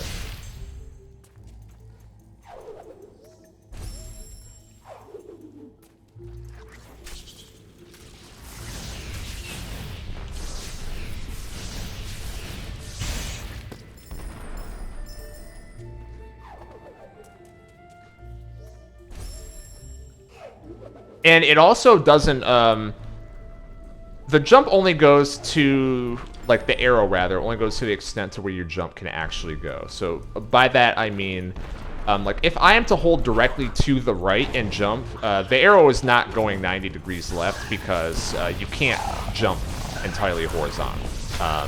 So within the range of there actually being different jump inputs, it will give you a different arrow.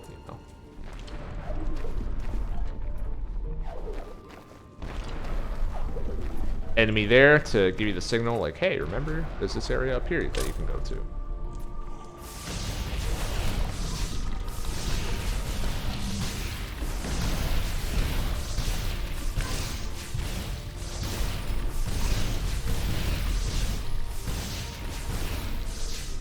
I think I killed him.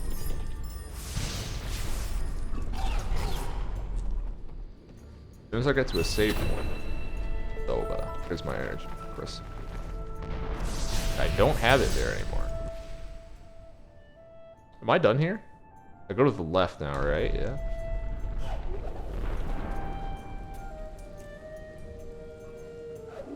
Or maybe I go up there.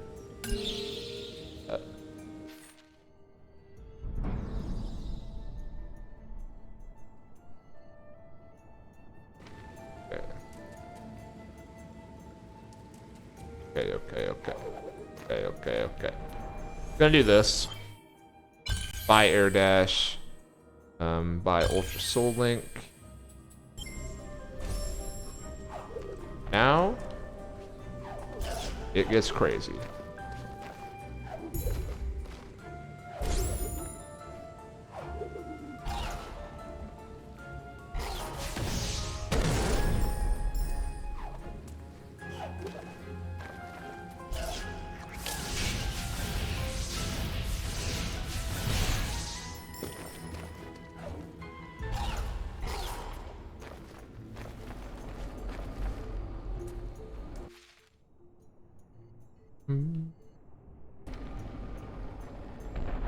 I'll go down here.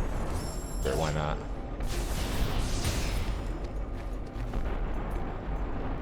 Fuck.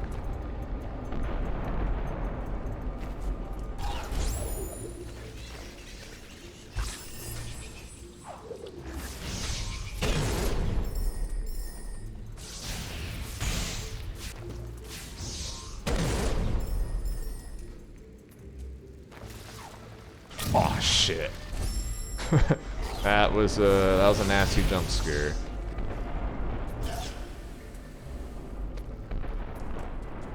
Okay. Okay. I don't think I can do that yet then. Unfortunately.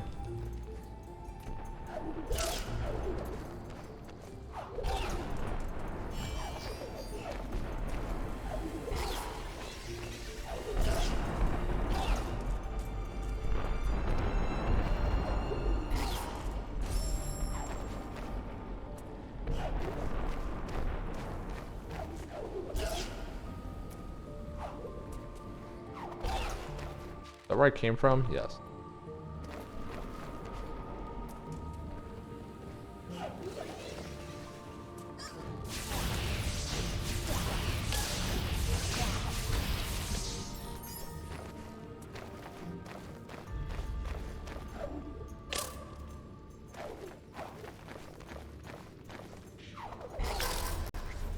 It.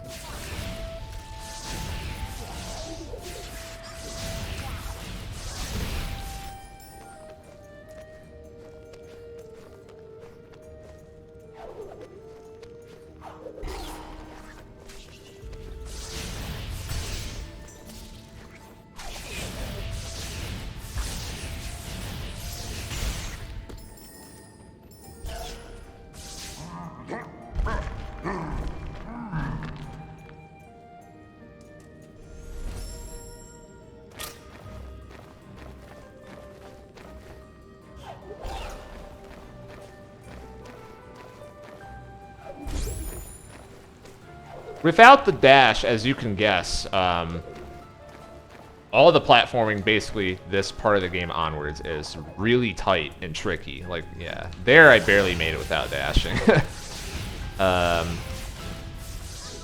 It's kind of why I wanted to get the dash so early, just for the sake of making this quicker playthrough.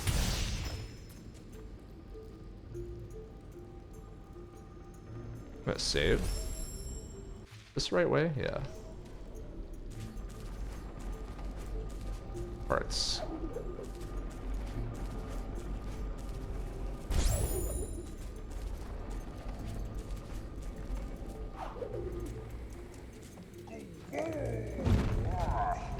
Making big plays there. And over yonder.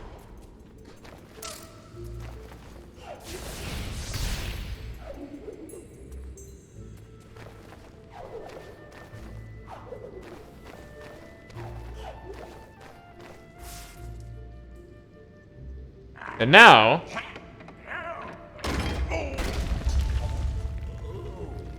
dropping some rocks.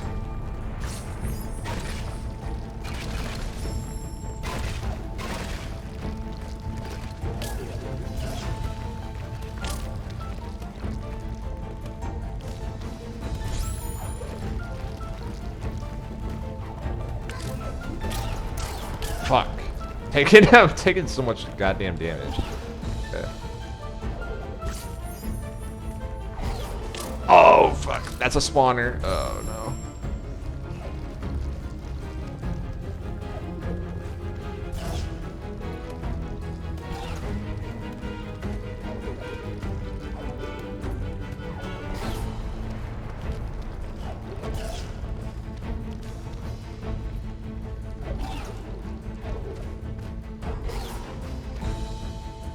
There he is. And the first thing that Ori does, again, notice how I was saying it goes into cutscene immediately, like no immersion break, whatever. They use this to a narrative advantage as well, because you finally get to this motherfucker, Gumon. You're chasing him for 10 years in this segment. And what does Ori do? Without even thinking about it, pull the rock off of this guy who was just trying to kill him 2 seconds ago and tries to help him. And then Gumon, what he does is he looks at Ori and he's scared out of his mind and just assumes that Ori wants to kill him, so he runs away. But Ori's not going to do that, because Ori brought kindness and hope to his heart. And Gumon hands over the water vein and runs away. Remember, the element of waters rests high atop the Ginso Tree. We shall bring back the waters. Let us return immediately. The Ginso Tree is coming up.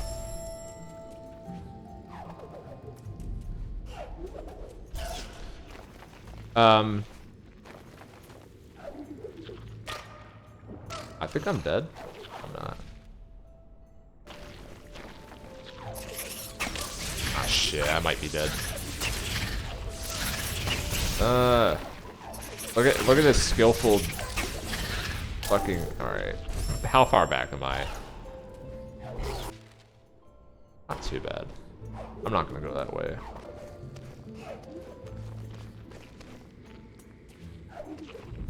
Again, that scene was not very long, but a lot of information conveyed, you know.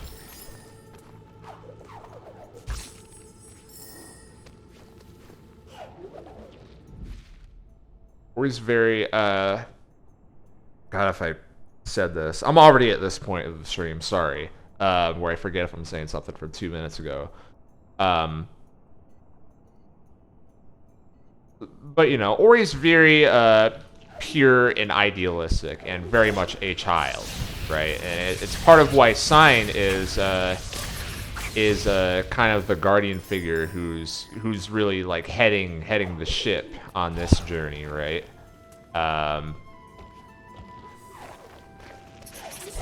Because Ori is that pure of heart, you know, slightly naive, good-willed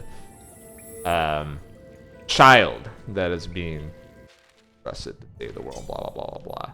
All that good stuff. Going up to the swamp.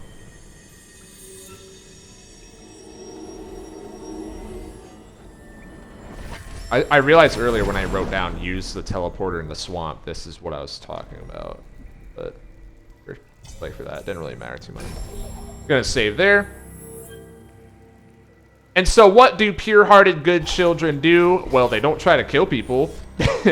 they try to help people. That is instinctual for Ori. Or is it? Or is it instinctual? Or is it how he was raised? You know, is it instinctual or is it parenting?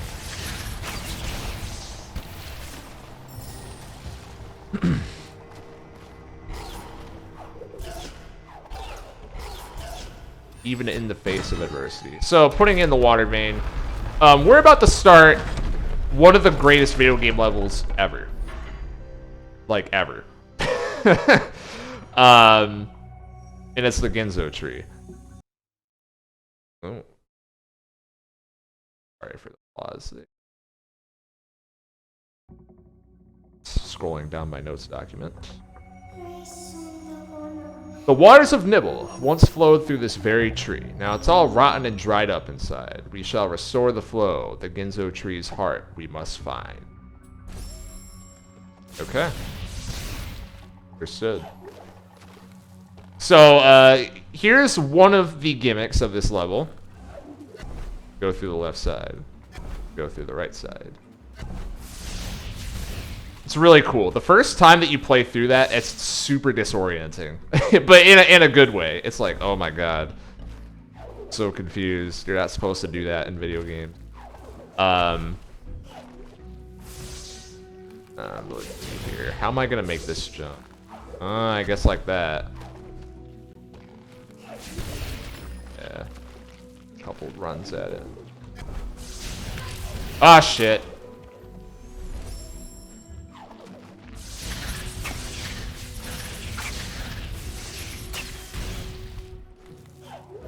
A little bit of that. Some jumpy jumps. Little secret. Oh yeah. Gimme. And sometimes the teleporter isn't just straight left to right. Sometimes you can come up through it. Okay. And these guys you cannot kill.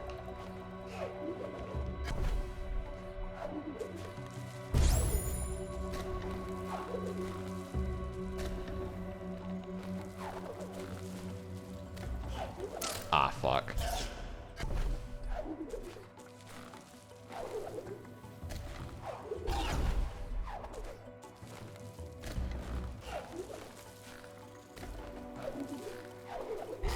Ah, too early, man.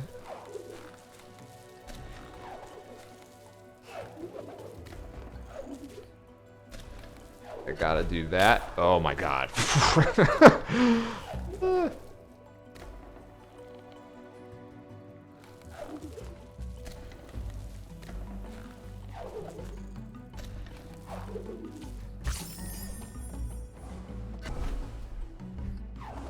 Here, boing. Notice how there's another teleporter, but they're letting you know, like, hey, you're gonna have to look away. So find that one. Got a super jump.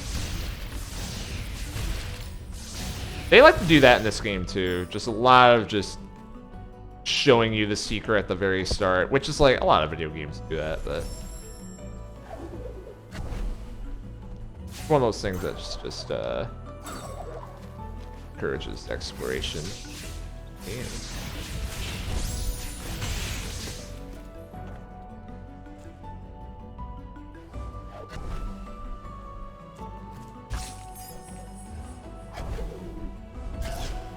Oh, this fucking part. Shit. How far back am I? Okay, that's not bad.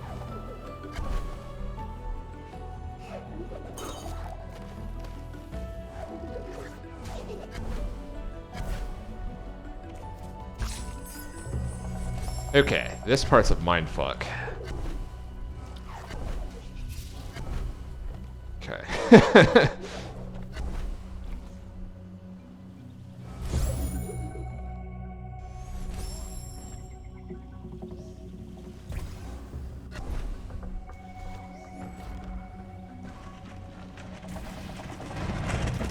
This puzzle took me so long. First time. Because you have to use that! Changes the direction of the thing to blow it up. That's gonna go through the top. Which means, of course, what you have to do is have it go through there, then push it till it goes through the top. Oh, man.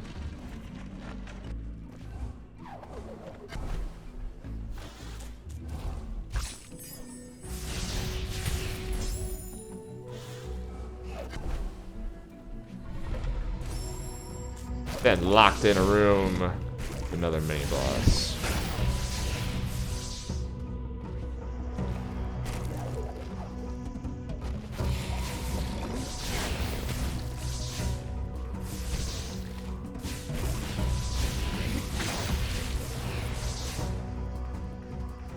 Where are you?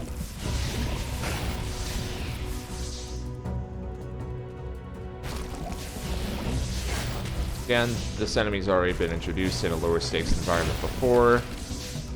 It was a while ago at this point, so it doesn't feel like a total rehash necessarily.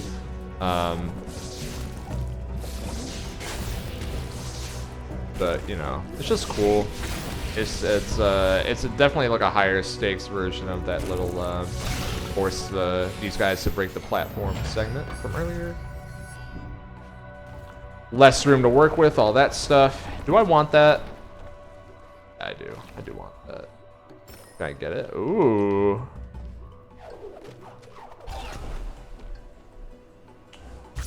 Here. Drop down. That. Gotta get these.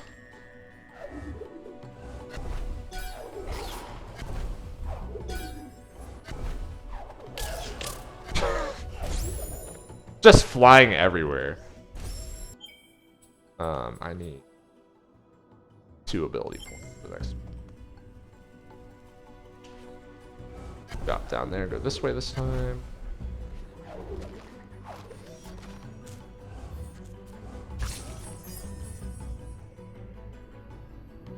Okay, so I'm dropping from, I'm guessing, like top center. I fall down there. I'm going to need to get over. Breaks. That breaks too.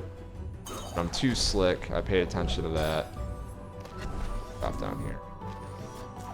It also tells you where you're going to drop. Notice how when I get close to this one, the corresponding teleporter lights up.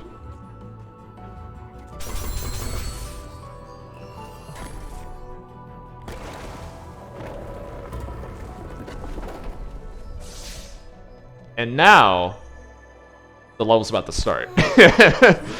Now the game's about to start, actually. Cries of dismay I hear deep inside this ancestral tree. Reem was agile, he dashed through the air. Listen to his voice, the wisdom he shared.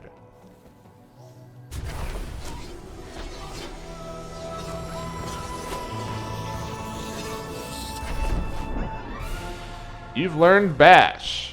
Use this ability, hold Y, near lanterns or enemy projectiles, and aim the direction you'd like to leap. Projectiles will be redirected in opposite direction. So actually what I said earlier about Bash was a lie in Rivals of Aether, I just realized upon looking at that that fucking diagram that he actually does point the direction where he's jumping. But it's the jump that's the opposite. Bash is still actually where he's going. I guess I was just thinking that because I'm actually not sure. I think I have to go back and play Rivals of Aether to remind myself. I think, yeah, that's the arrow is where Ori goes in Rivals of Aether and in this. But anyways, got Bash. So a little tutorial there, how to use it on lanterns. Now here's the fun part. You can use it on enemies. You can do that to get up. You can also kill them with it. Yeah. And again, this is just kind of brilliance of how Ori's kit is built out in this game, because, you know, how do you have combat with trying to make a childlike character that doesn't really want to kill things? Well, first we're gonna have a guardian, right? We're gonna have Sein be the guardian, and it'd be there to kind of protect Ori. Be like, hey, you know, these things are trying to kill you, and they are not thinking. They can't really be reasoned with. You have to take care of them, whatever. And then it's not only Sein. Ori's got to have his own moves as well. And this is a way that they do it. It's not Ori doing the killing. He just happens to redirect people in a direction where they kill themselves by trying to go after it. You know, it's the same energy as like when you're in a fight and you just like dodge someone's punch and they punch a wall, you know what I mean, and they break their hand off of that. You know, is that your fault that they break their hand? You know, I don't know if that's a very good analogy, but I get the feeling that's kind of what they're trying to go for here. So anyways, what was introduced before with needing to use something to push in order to redirect projectiles, now you can do that. And that's something that's going to be going along with going through walls and all this other stuff of just toying with the environment. Jump up here all easy like. Another jump, go there.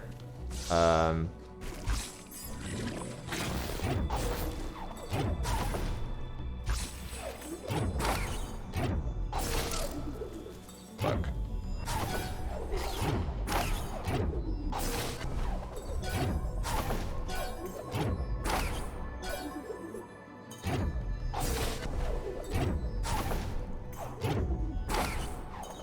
Grabbing onto these lanterns, the hitbox is very generous, by the way. Like, you can see I'm kind of magnetizing over to them whenever I press Y.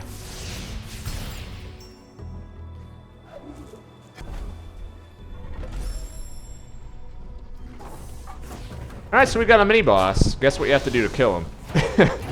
You have to let him punch the wall. Now, and of course, the difficulty in that, as you just saw, is that, well, Ori also moves when you do this. So this is a way to mitigate that. Going on the wall.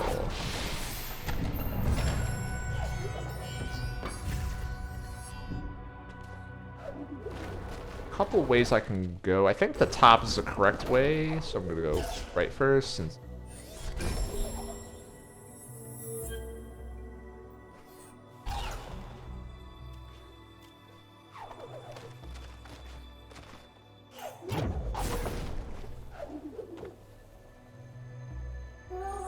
the heart of the Ginso Tree once kept the element of water safe, but now it's corrupted, all foul and decayed.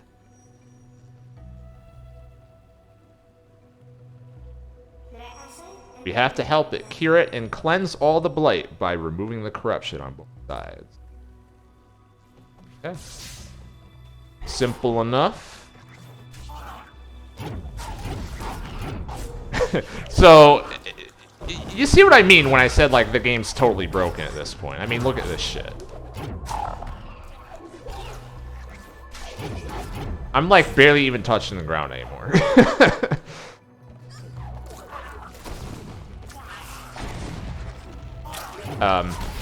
And you know, it's kind of all introduced very quickly, but notice how there's not a lot of shit going on screen. Once you get near the end of the game, there's a lot of shit on screen. There's a lot that you have to be avoiding at the same time, but they're kind of like easing these concepts of like use the enemies as your platforms and stuff like that. And enemy projectiles are your friend.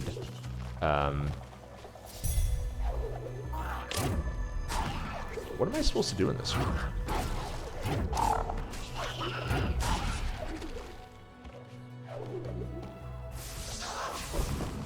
Oh. Come on, spider. Let's see it. Oh, that's not the right angle.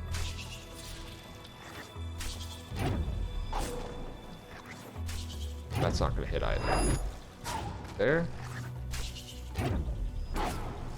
That one. Okay. The other one did. This one. Bam.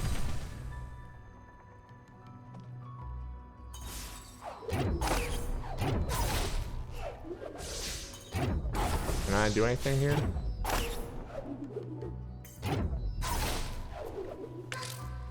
Don't think so. And on the right side, I'm gonna save. It's been a while. This room's insane.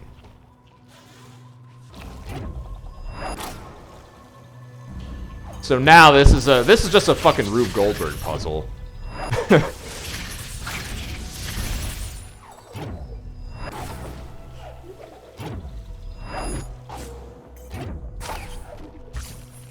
I lost it.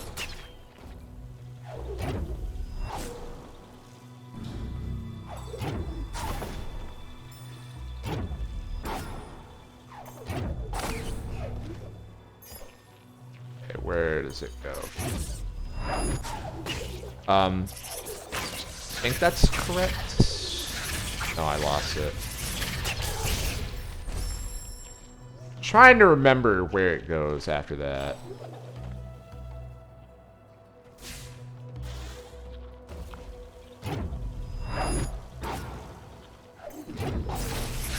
You can also bounce off the enemies and deal some damage to them by doing that. Well, I mean, obviously you can bounce off enemies. I've been doing that, but it is a good damage dealing method in addition to being a platforming thing. I fucked that up. Can I redeem it? No. Tough out here.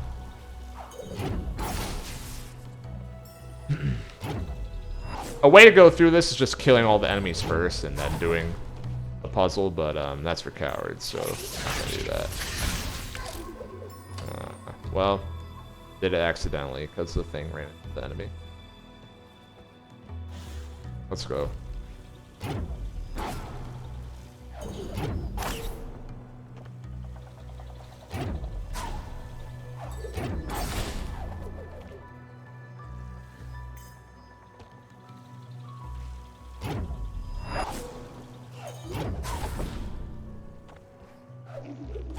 Oh, fuck. No! Dad.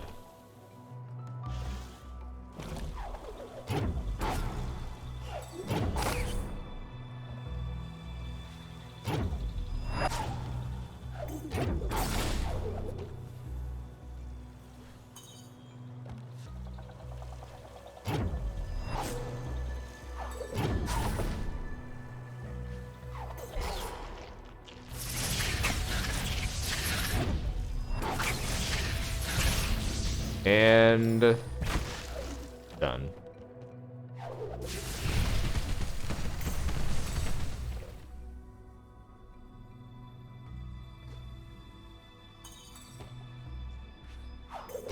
Actually, I'm gonna go up to the center here. Right? What am I missing? Do I have to go here? Now we can restore the element of waters. This one rekindled, there's 2 more to go.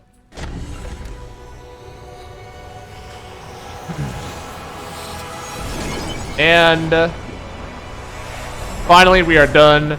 Why does it say game saved? Oh god!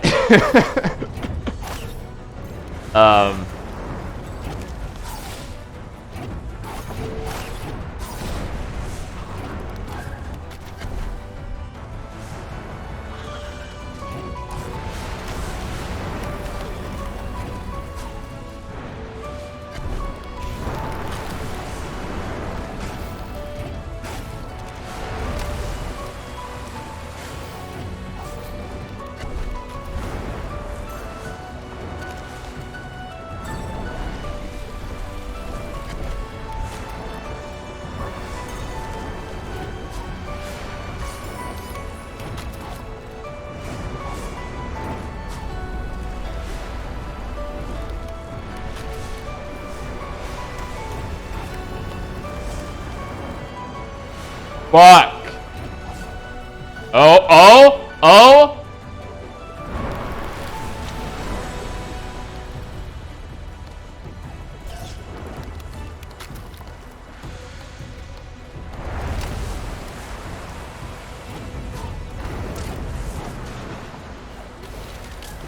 Fuck.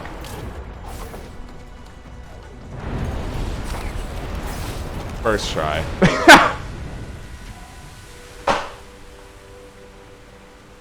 Oh, that took a lot more than one try the first time I played this game. I'll tell you what.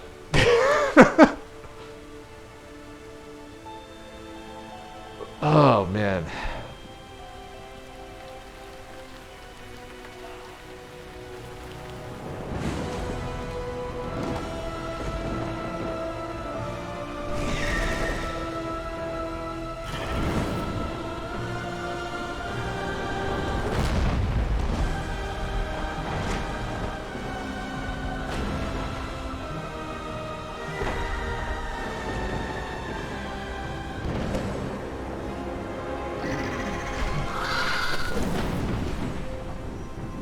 Where's Kuro?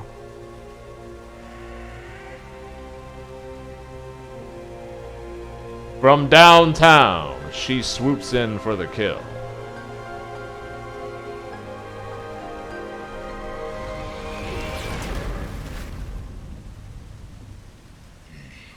It was the light that she hated, the light of our kind. But Ori's kindness would once again save my child.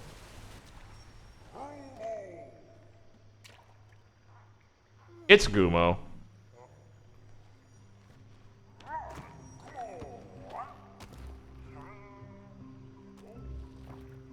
He's gonna fuck off.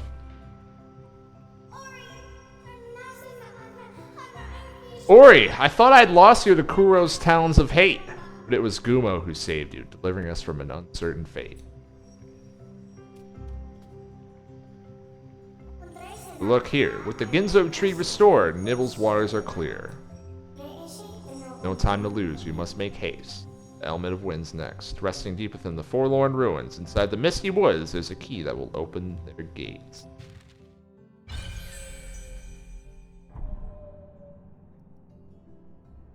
Okay. So, that's the Ginso Tree. I mean, what a great level. I almost wish I died a couple times on that on that final sequence so I could talk about it. But the way it just naturally builds upon all these ways that just break the formula of what you have in half. Everything up until that point is just basic movement, essentially. Like, this is how the jump feels, and variations of that, essentially. You know, this is like learning your range of where you can attack with Sein. And stuff like that. And then it's like, all right, now it's time to introduce like 5 new mechanics in one level and have them all build upon each other naturally. And the bash, of course, is the big one, and that's going to be used throughout the whole rest of the game because, like I said before, you're flying. You are flying in this. And it's awesome. And that final test, I mean, the water escape sequence is so fucking awesome.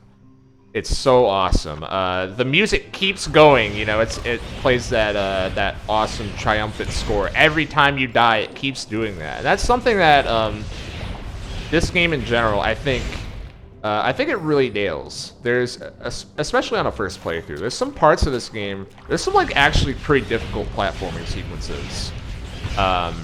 Doubly so if you don't have the dash. And the game's always has this enthusiastic kind of like encouraging tone to its challenges. And it starts with Ori. You know, Ori's not the type of character that's just gonna like make a bunch of quips and you know, yell and say bullshit when you die. It's just like a little whimper that's you know, it's not too whiny, and then back to business, right? Like, let's try it again, because again, Ori's just a kid, right? Or he's just a little kid, has the childlike energy going on.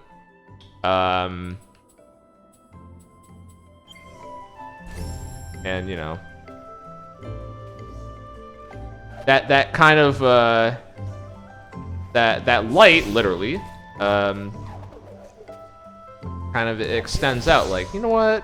It's like Ori just wants to try again, so I'm gonna try again too. That type of thing. It's really cool. I think it's something that a lot of games try, not a lot of games succeed at.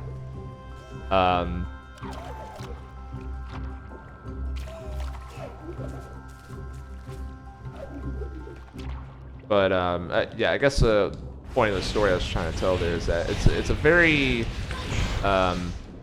it's like part of the cycle of trying and trying again. You know, the challenges, they feel like challenges, but it never feels like oppressively dark or anything like that. Because Ori's always there. Ori is the light in darkness. Blah blah blah. Whatever analogy refer to you. And it kind of adds to that that player-protagonist connection, stuff like that. Ori wants you as the player to succeed in the video game. That's what I'm saying.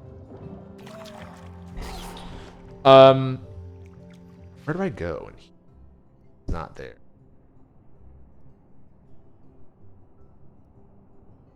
Misty Woods is over there. What I need to find is just a teleporter. I can't. Okay. Oh, this guy. Oh. Fuck off. Yeah, right?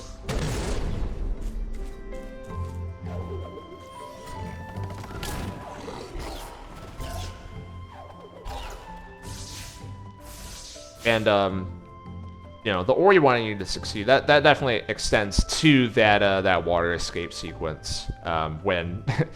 the first time I went through that, I had to have been stuck for at least a half hour, just like trying that whatever it is, 90 second to 2 minute sequence over and over and over and over and over. And it's playing like the most victorious song in the soundtrack, basically, because you succeeded.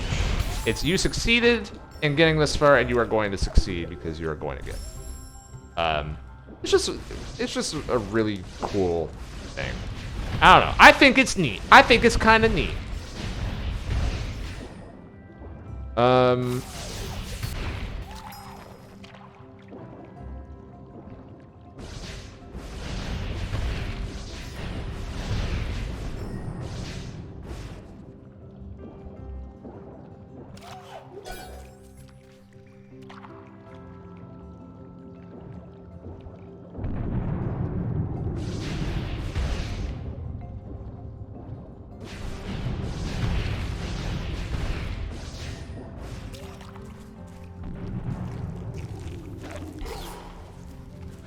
And on that same idea, it kind of leads into the discussion of the soundtrack here, which, like, again, for the amount of times I'm dying as I die right there and lose a significant amount of progress, it never really feels that frustrating for me in this game because of the Ori thing, like discussed before.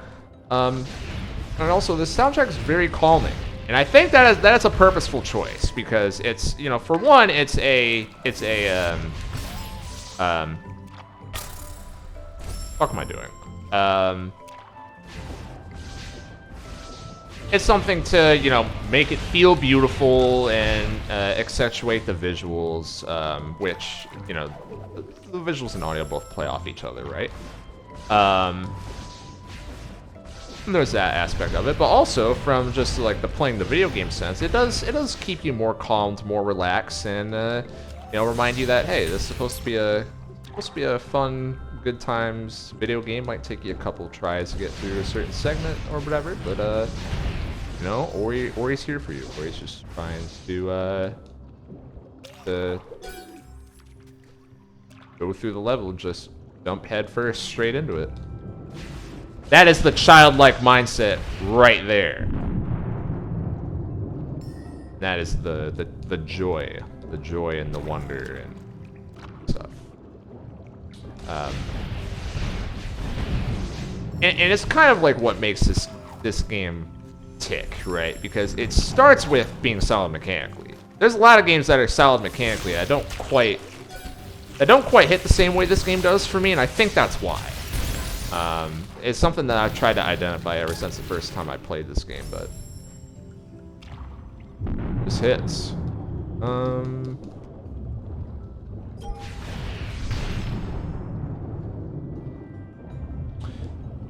And I guess all that's kind of like a no shit when I say it out loud like that. But it just brings me back to, this is a little off topic. There used to be these discussions on the internet around the time when this game started production, honestly, of, you know, why do all these AAA developers, all they care about is graphics, blah, blah, blah. Graphics don't matter, gameplay is what matters. Which is kind of just an evolution of the, like, gameplay and story are separate things argument that's been on the internet since the dawn of time, right? Even though that's been debunked by a lot of games, including Ori and the Blind Forest over the years, but I digress. You know, this is kind of one of those things where, I don't care about shallow graphics and design. I care about gameplay because I'm playing a video game. You know, nothing to say that, like, where am I going?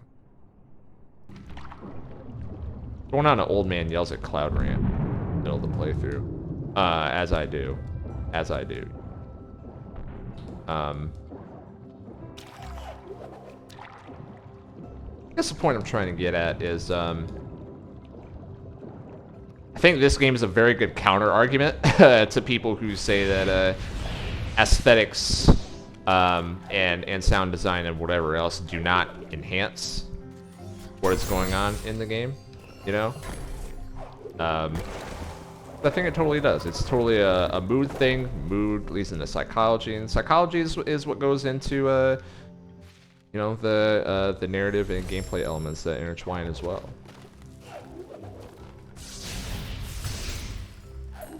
There's that. Over here.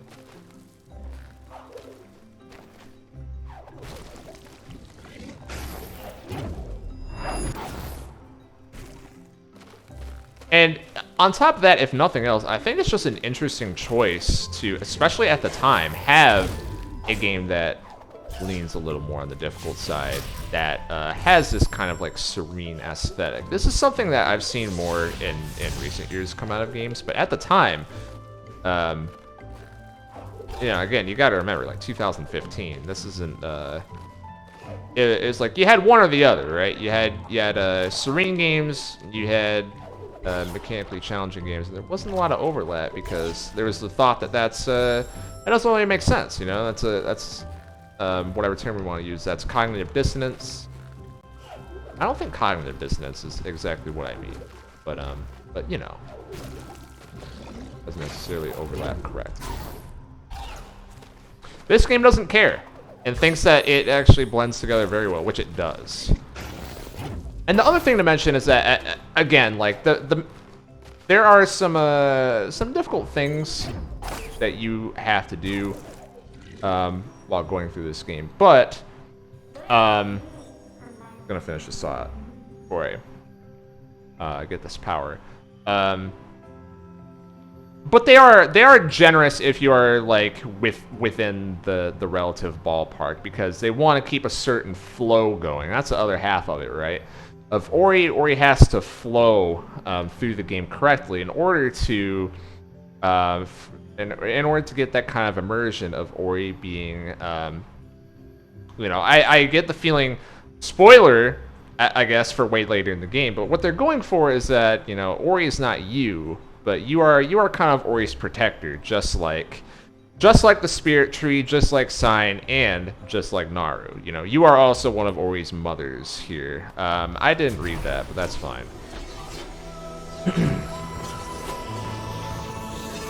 So because of that, Ori has to be as easy to grow attached to in a distant third-person sense as possible.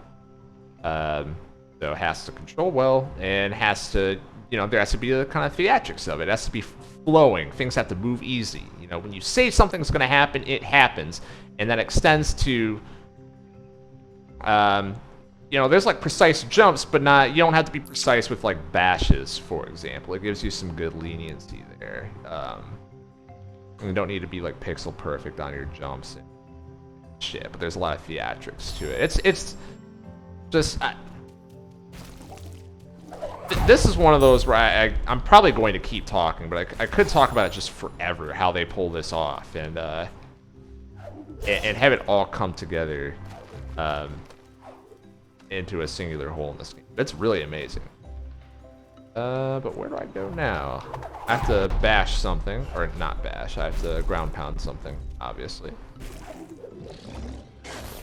Actually, this out. Still haven't found the teleporter, huh? Come on, game. Oh, right, it's here. Or, I don't know. This is the next step at least, I don't know.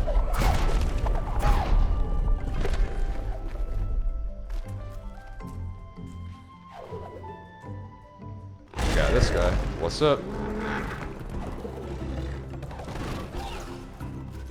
I think I have to do that.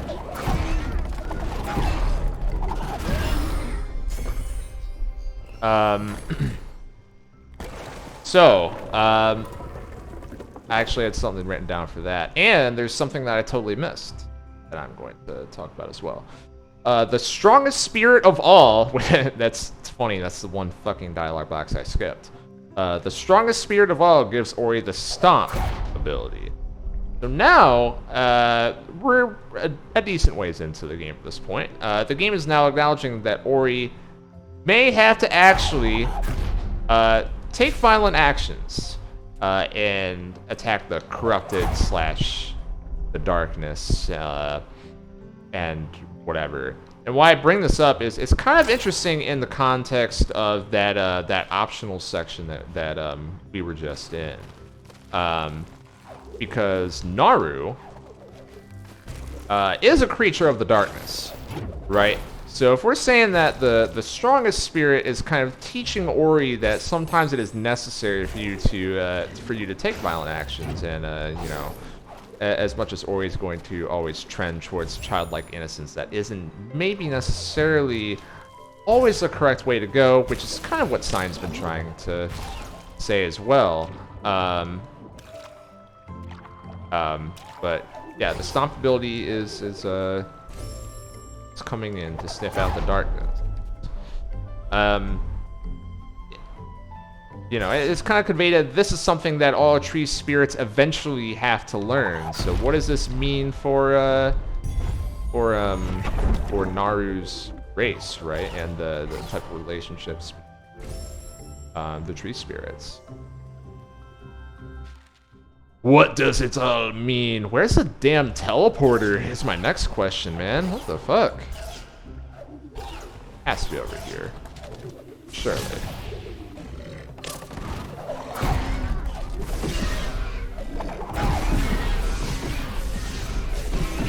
This is just kind of a, this is not like the primary way of attacking. Definitely not. Like, Sein's the way to go, I think.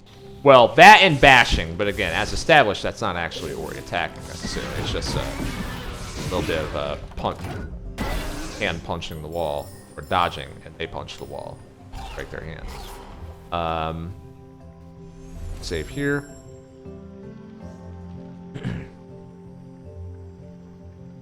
And then scroll up. This also ties into Gumon showed up there for save at the end of the Ginso Tree segment. What I've written down is Ori's kindness saves them once again as Gumon returns the favor from earlier in the game. Recall that Gumon was after the light source and was running away from Ori. Sometimes maliciously setting up traps, but all ultimately for the purpose of keeping the light until he got scared and surrendered it. Gumon reacted to the harsh world by trying to fend for himself and, ironically, embrace the darkness by keeping the light away from others. this is just a survival or adaptation thing. And what changes his mind is, as you know, just in the text, it said it's Ori. It's the youthful beacon of optimism. And after the waters return, Gumo starts to believe that good things can happen, and there is a point to actually trying to preserve the light, right? Because in Gumo's mind, the reason why that light source was stolen was like not like anyone else is doing anything with it, right? So I might as well take it for myself and just try to survive a little bit longer. And you know, this is how we have to live in the new world, that type of thing. Ori, Gumo, rethink that assumption.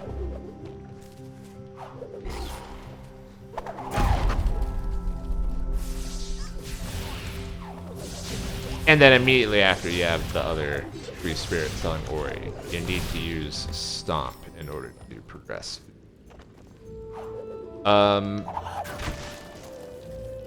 Hello. I think this is a secret, yeah. Fuck.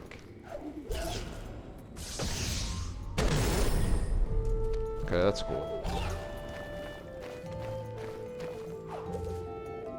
I had a feeling that was something. I don't know why.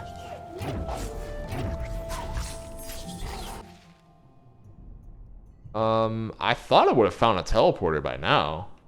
What's going on here? Guess not.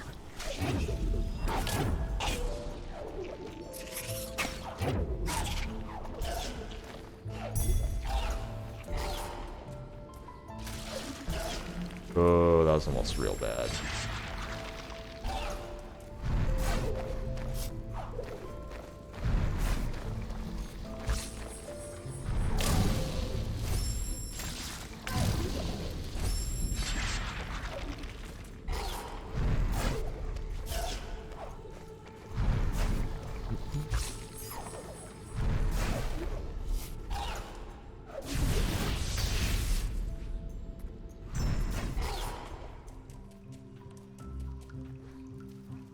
That's not a teleporter, right?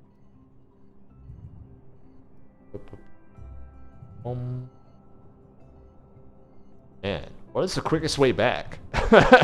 Shit.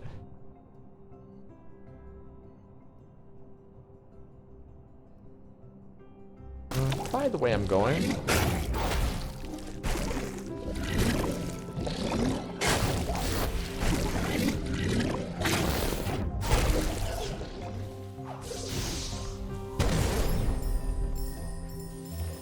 Either way, collecting some of that, I guess.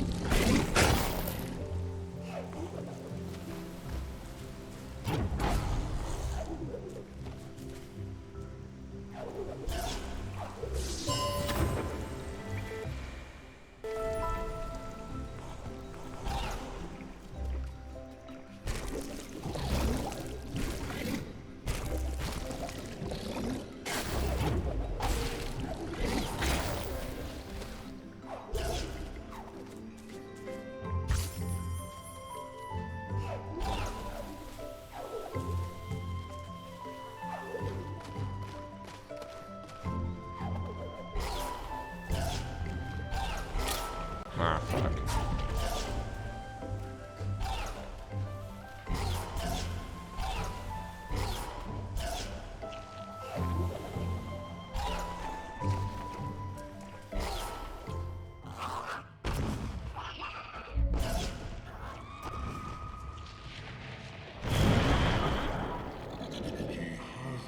Still hunting the light, blinded by hate.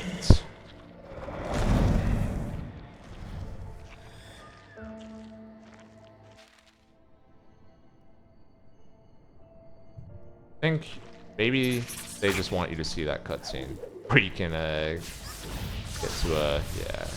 There's one over here, right? Teleporter. Maybe not? Oh my goodness. Over this way. Oh, that's that. Oh.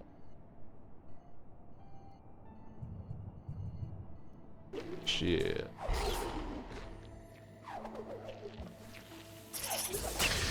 And once again, the reason why I'm looking for a teleporter in particular is, one, I have to get to the other side of the map. Two, trying to do the second half of that dungeon so we can find out a little bit more about Naru.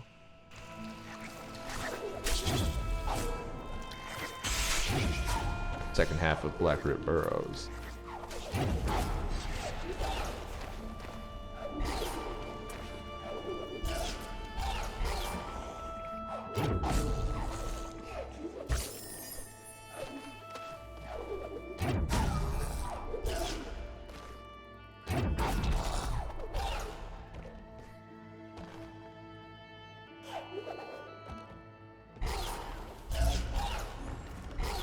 This is one teleporter.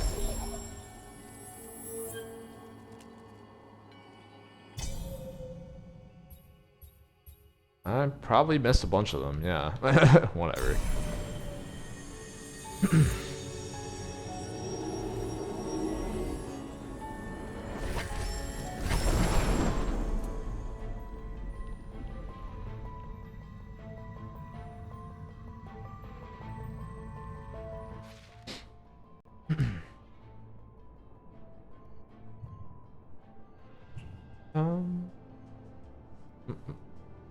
So the second half, I go to the left here, and I'm gonna have to stomp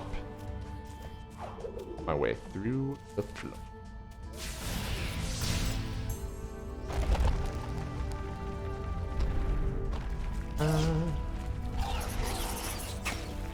Actually, it's right there.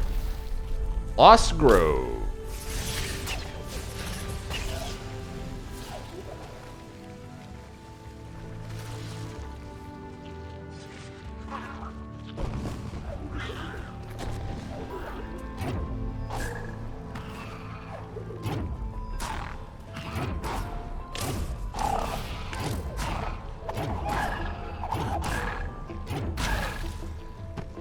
Hell yeah.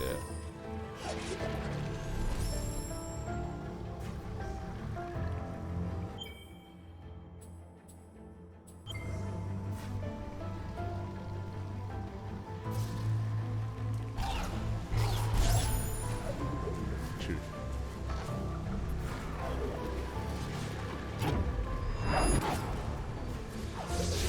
Oh my god, you're back.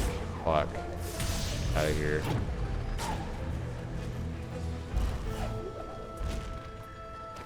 Why is he here? What is he doing?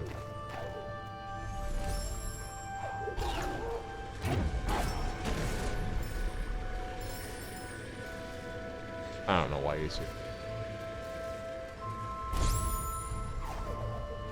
Respawn him. Or maybe don't, huh? Oh, shit. I didn't think that through.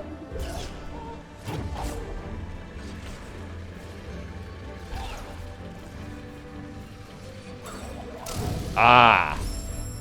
That's tough.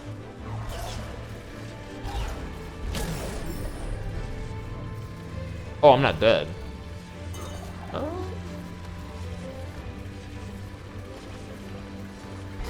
Oh!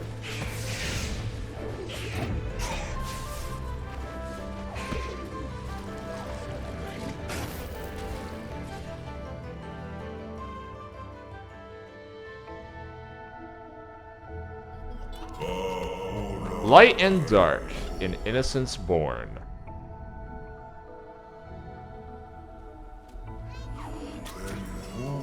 And though she was lightless,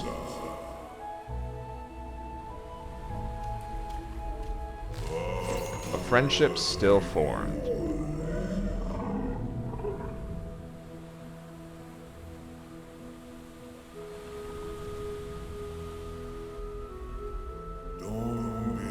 But the bond that was made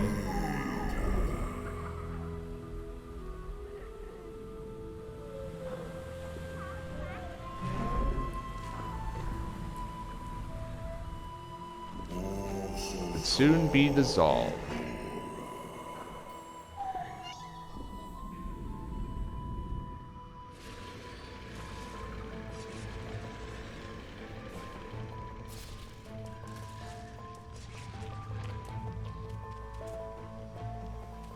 forget. Is there another scene immediately after this? Do I talk now? Well, I guess I'll get this power. Soul could cast our light. Even in the dark she would see. She lived deep in this grove. Now she rests in peace.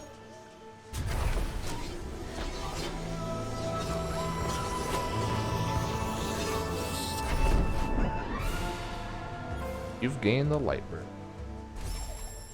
This ability is really cool.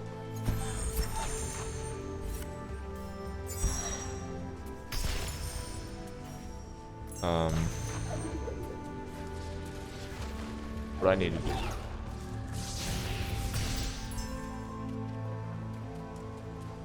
I remember this is actually pretty difficult, if I recall correctly. Like the torches.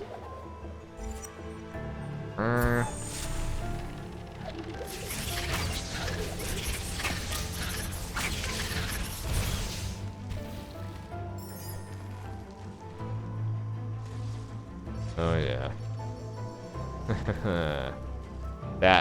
That's a tricky one right there. That's a tricky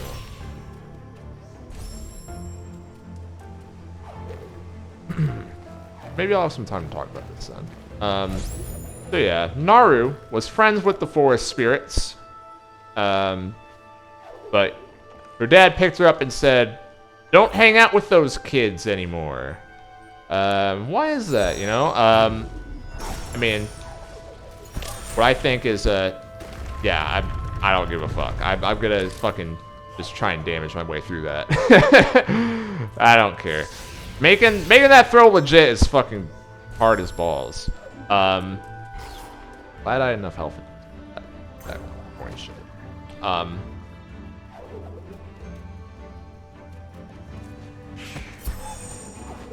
But you know, why would Naru's father say that? And again, reminder that, you know, even though it's literally a father, parental relationships in general are very important, even though the emphasis is on motherhood. In Ori Blind Forest, I gotta go to the right side. It looks like. I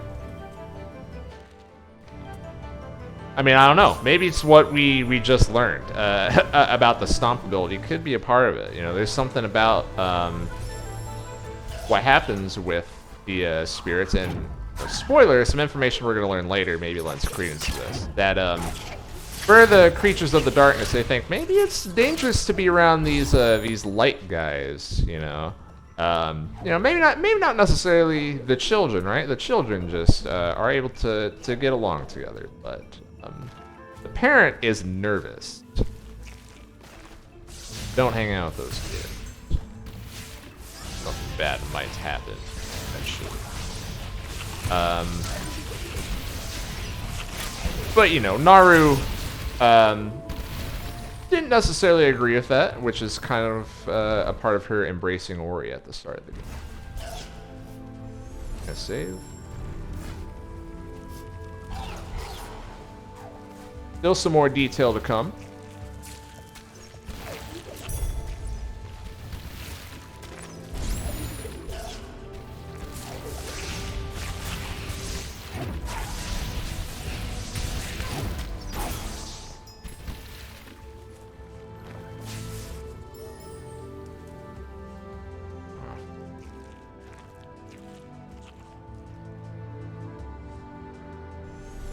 I'm gonna see if I can skip that. Oh, I'm so good. Goated.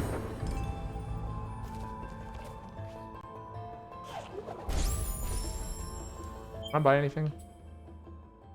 Whatever.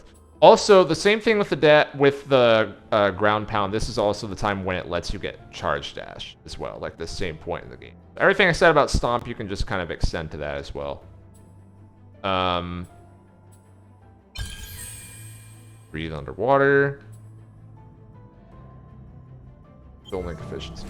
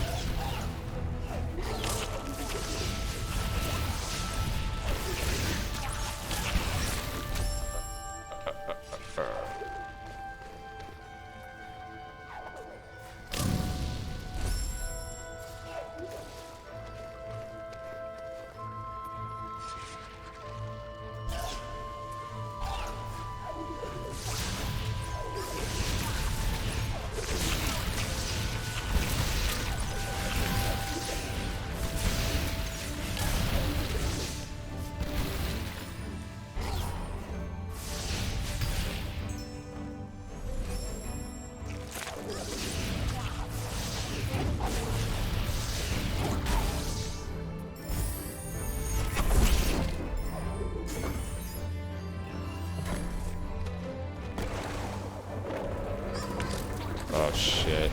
That was a jump scare.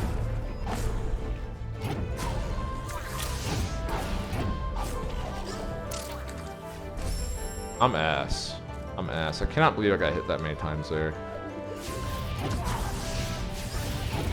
Can I go around that yet? Wait. Maybe it'll... Might want me to, in fact. Oh. Oh, never mind. Well, I guess there's no way to cancel. I know of at least. Fine, because it's bring that back.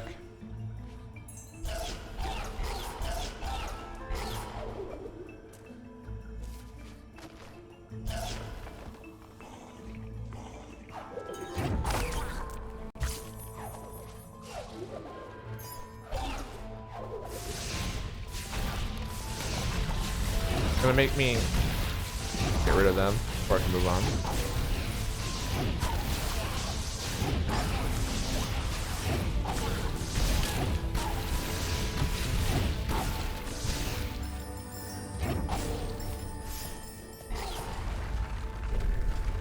Oh shit. Right.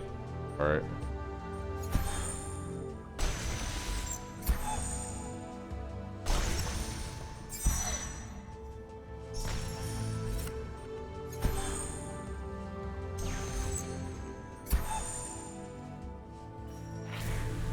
Yeah.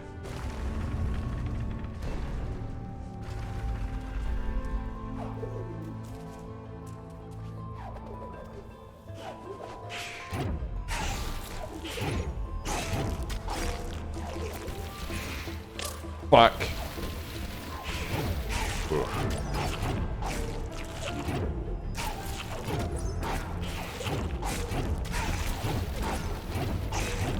Fucking love this room because of this.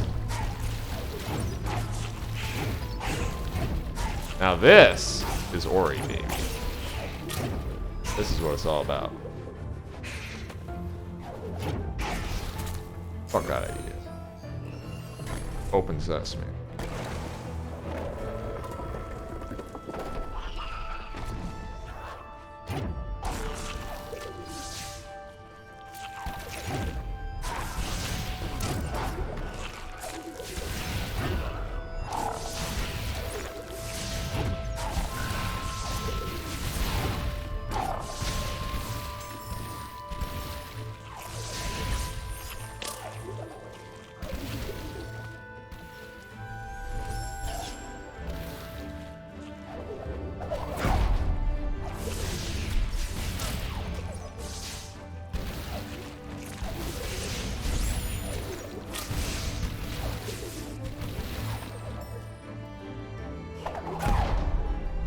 Really, that's not it?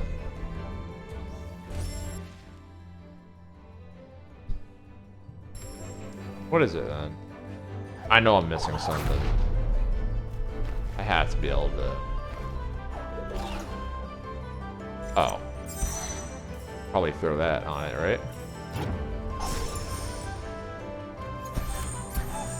Oh my god.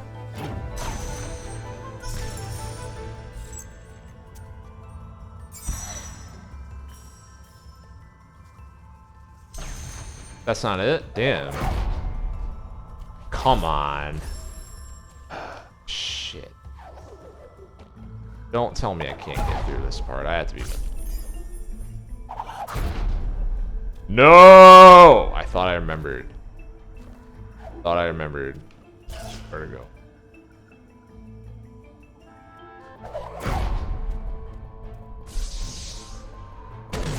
Oh, that ain't it.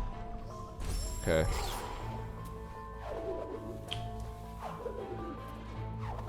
What skills do I have?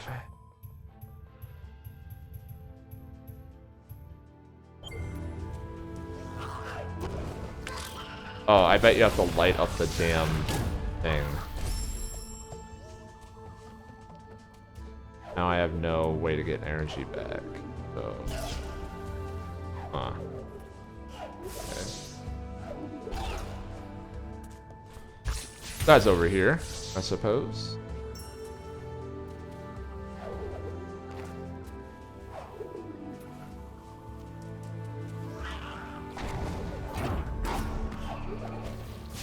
Yeah, you can't attack that, so it has to be. Got it.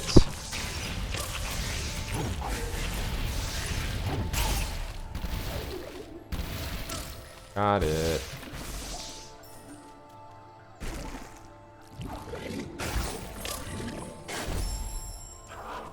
That's a tough look. Tough look.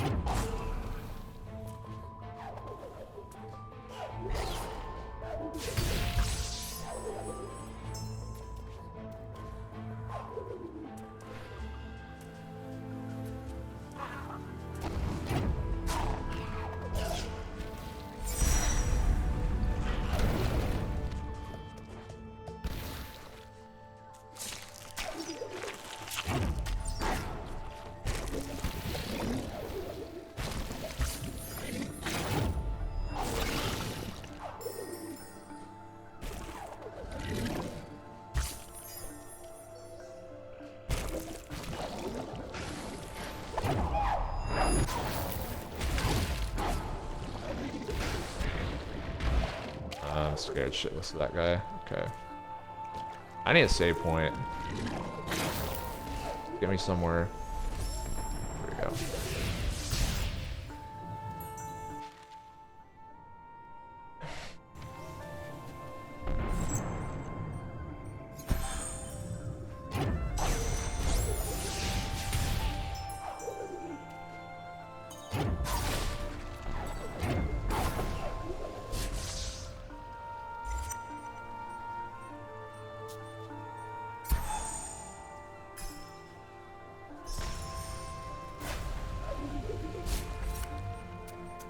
I hate how they have the right pad on there. It's just so fucking misleading.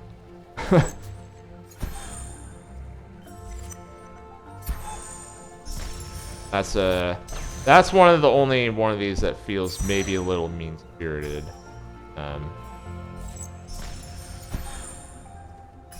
They're trying to trick you.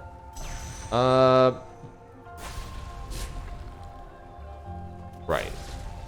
Because I can just do that. But even then, it's not that bad.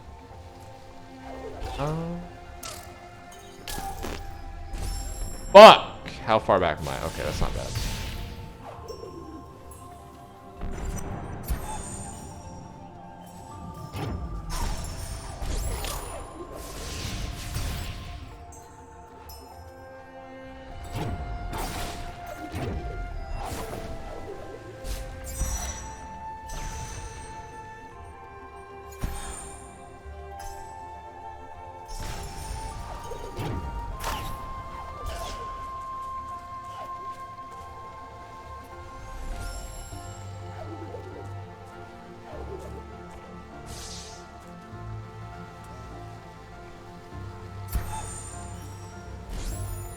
Okay.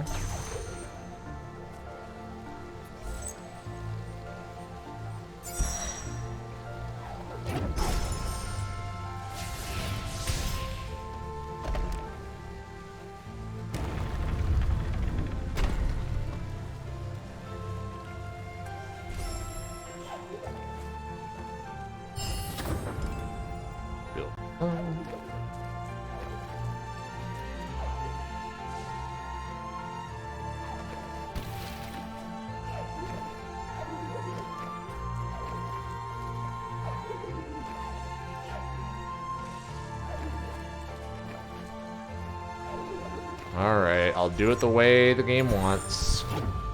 Fine. Okay, I'll do it.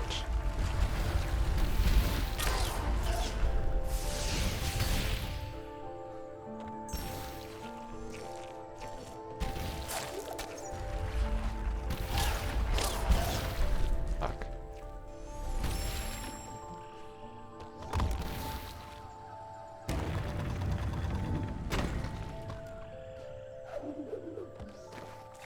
Glad I saw that.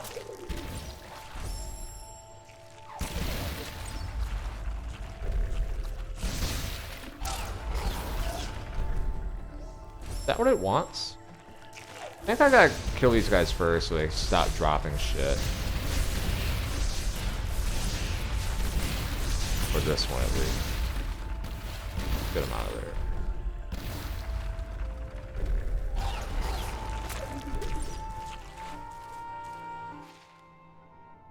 I get out.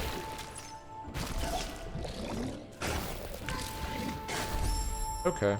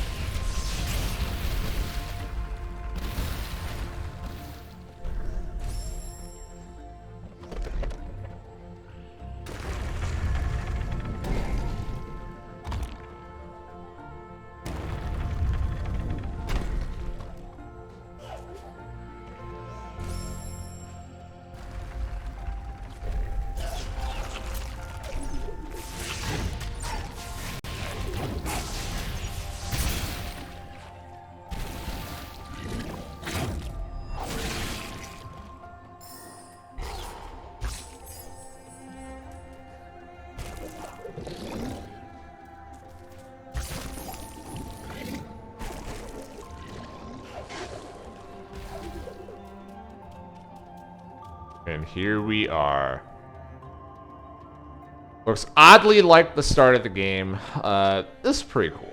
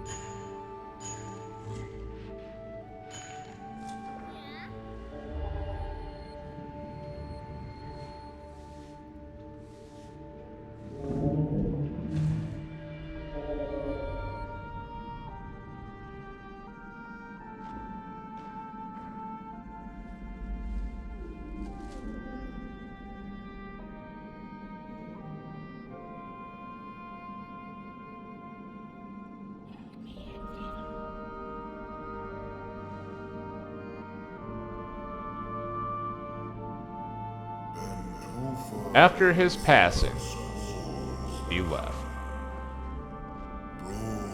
and never returned.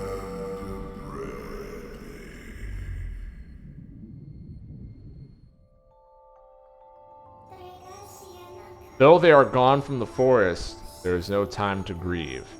Remember those who have passed. They will forever live on.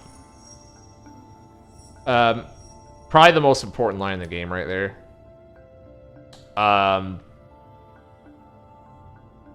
And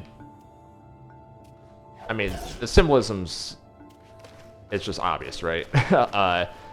Naru's dad, that's that type of relationship she wanted to pass down to how she raised Ori as an adopted parent, or however you want to word that. This environment's really cool, by the way. There's a lot of like look at how this like contrasts to really just the whole atmosphere of the rest of the game. Like, it's funny because this is very much like the home of the beings of darkness, right? Like Naru's race, these are beings of darkness by definition. But this is one of the least decayed areas in the game, and look at all the little East symbols floating around there. You know, all the cool architecture they got going. It's clear that, you know, this is, I mean, look at how fucking out of the way this is compared to everything else.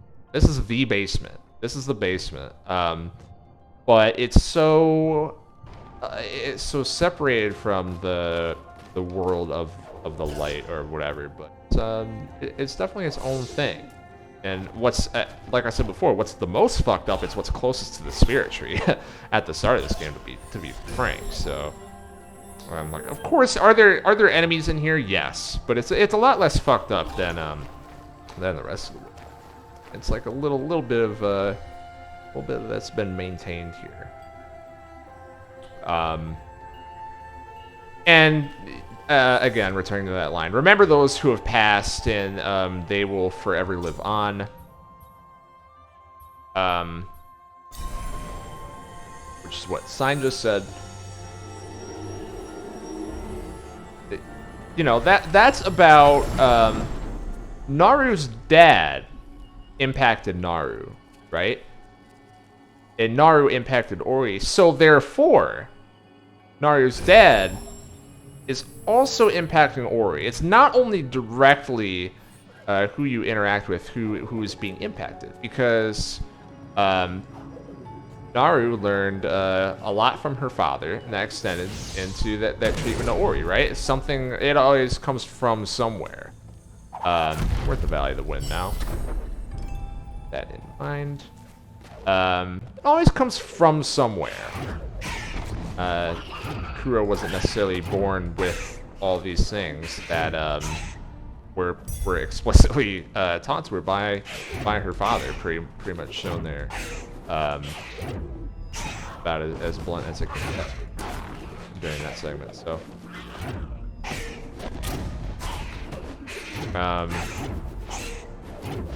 yeah, definitely going to be returning to these ideas. It puts an interesting spin on, again, Naru's action to protect Ori, and like I mentioned, take in Ori in the first place, because it's like, well, you know, you learn things that your parents do, but also things that you think you can do better than your parents as well, and both of those are what went into it. But also that act of being self-protective is kind of ironically very much in line with that thing that she's trying to change from her father's behavior, you know?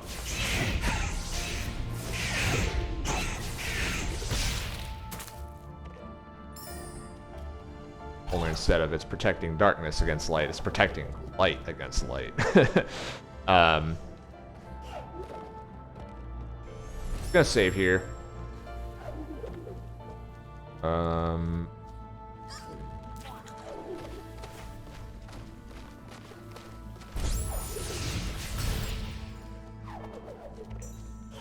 I think I could beat this game in one stream, but more likely that it's going to be two. Just because I'm starting to get hungry. I think I am like reaching the halfway point in the game, if not having already reached that point.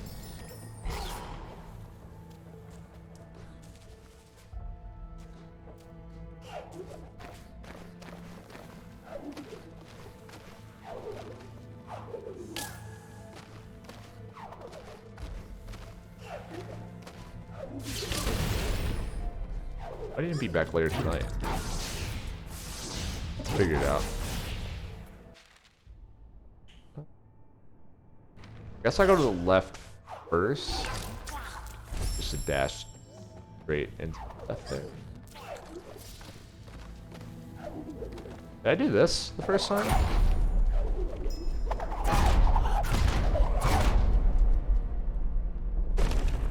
Did not. Okay. There we go.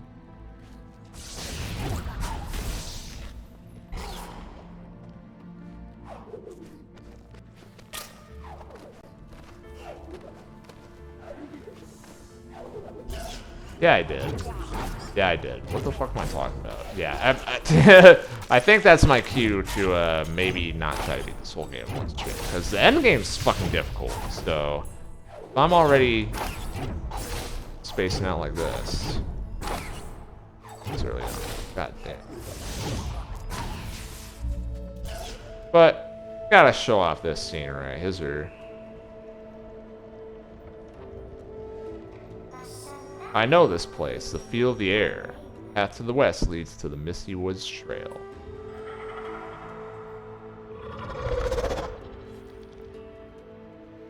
There's Kuro. Kuro looms up ahead, won't allow us to pass. Let us not travel further, lest we unleash her wrath. And this is what happens if you try to move forward.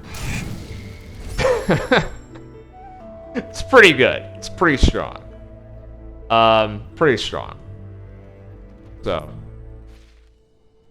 yeah.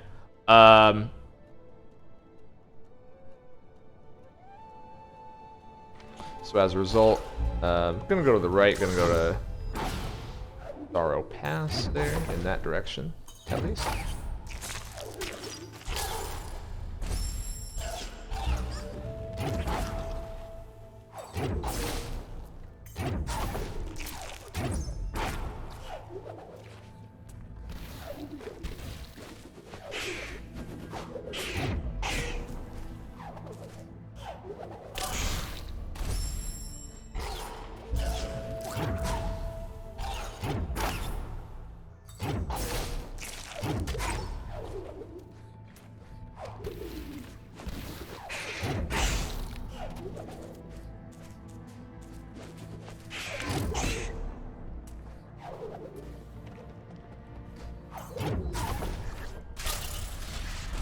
I need to save somewhere in there.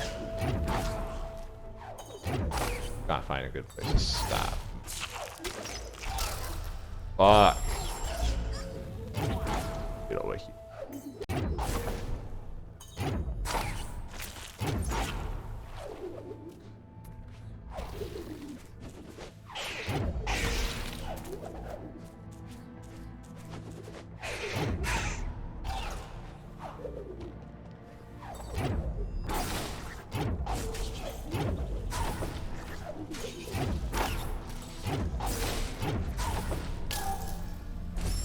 Gotta be shitting me, dude. What did I just say? I need to find a place to stop. To touch the ground so I can place down a save point. Not there. That's not far enough. This is the way my brain works. How about here? How about here? How about it?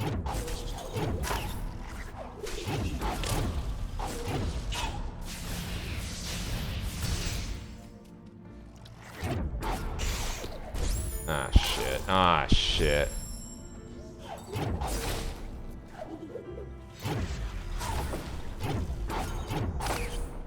Nice.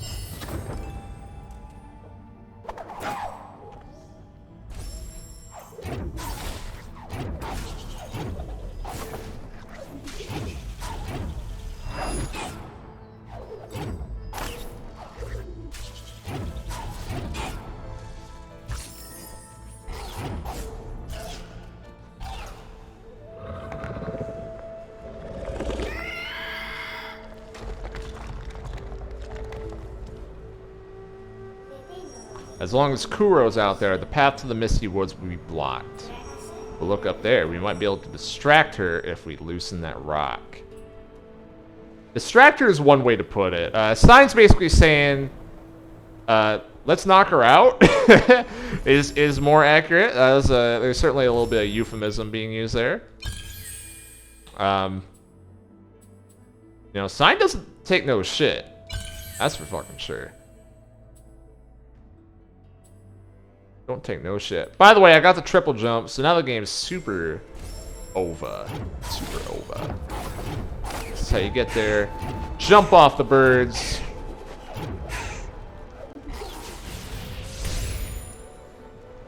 And I'm just gonna go ahead and do this.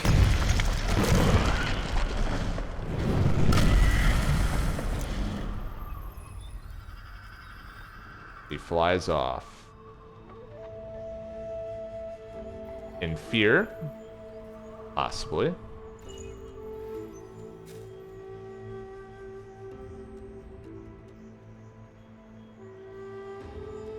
We get fucked up by that too. Over here, pick up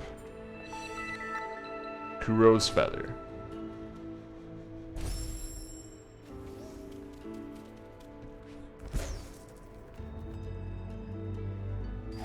Of course, you can jump out of it.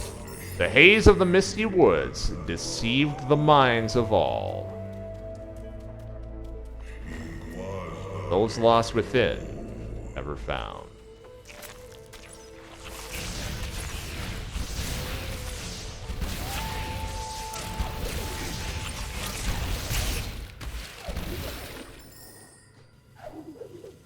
Woods. This level's fucking incredible. Wow, a reference to Rivals Ori's Up special. Yeah. Yeah, I forgot that's his Up B in that game. Forgot. How much more of the game is there? Oh, we're kind of close to the end.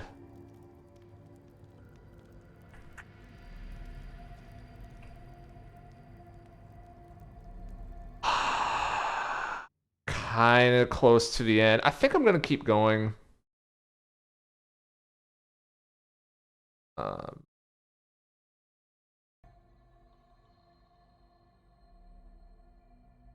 think I'm gonna keep. Actually, maybe I should take a like a 30-minute break or something.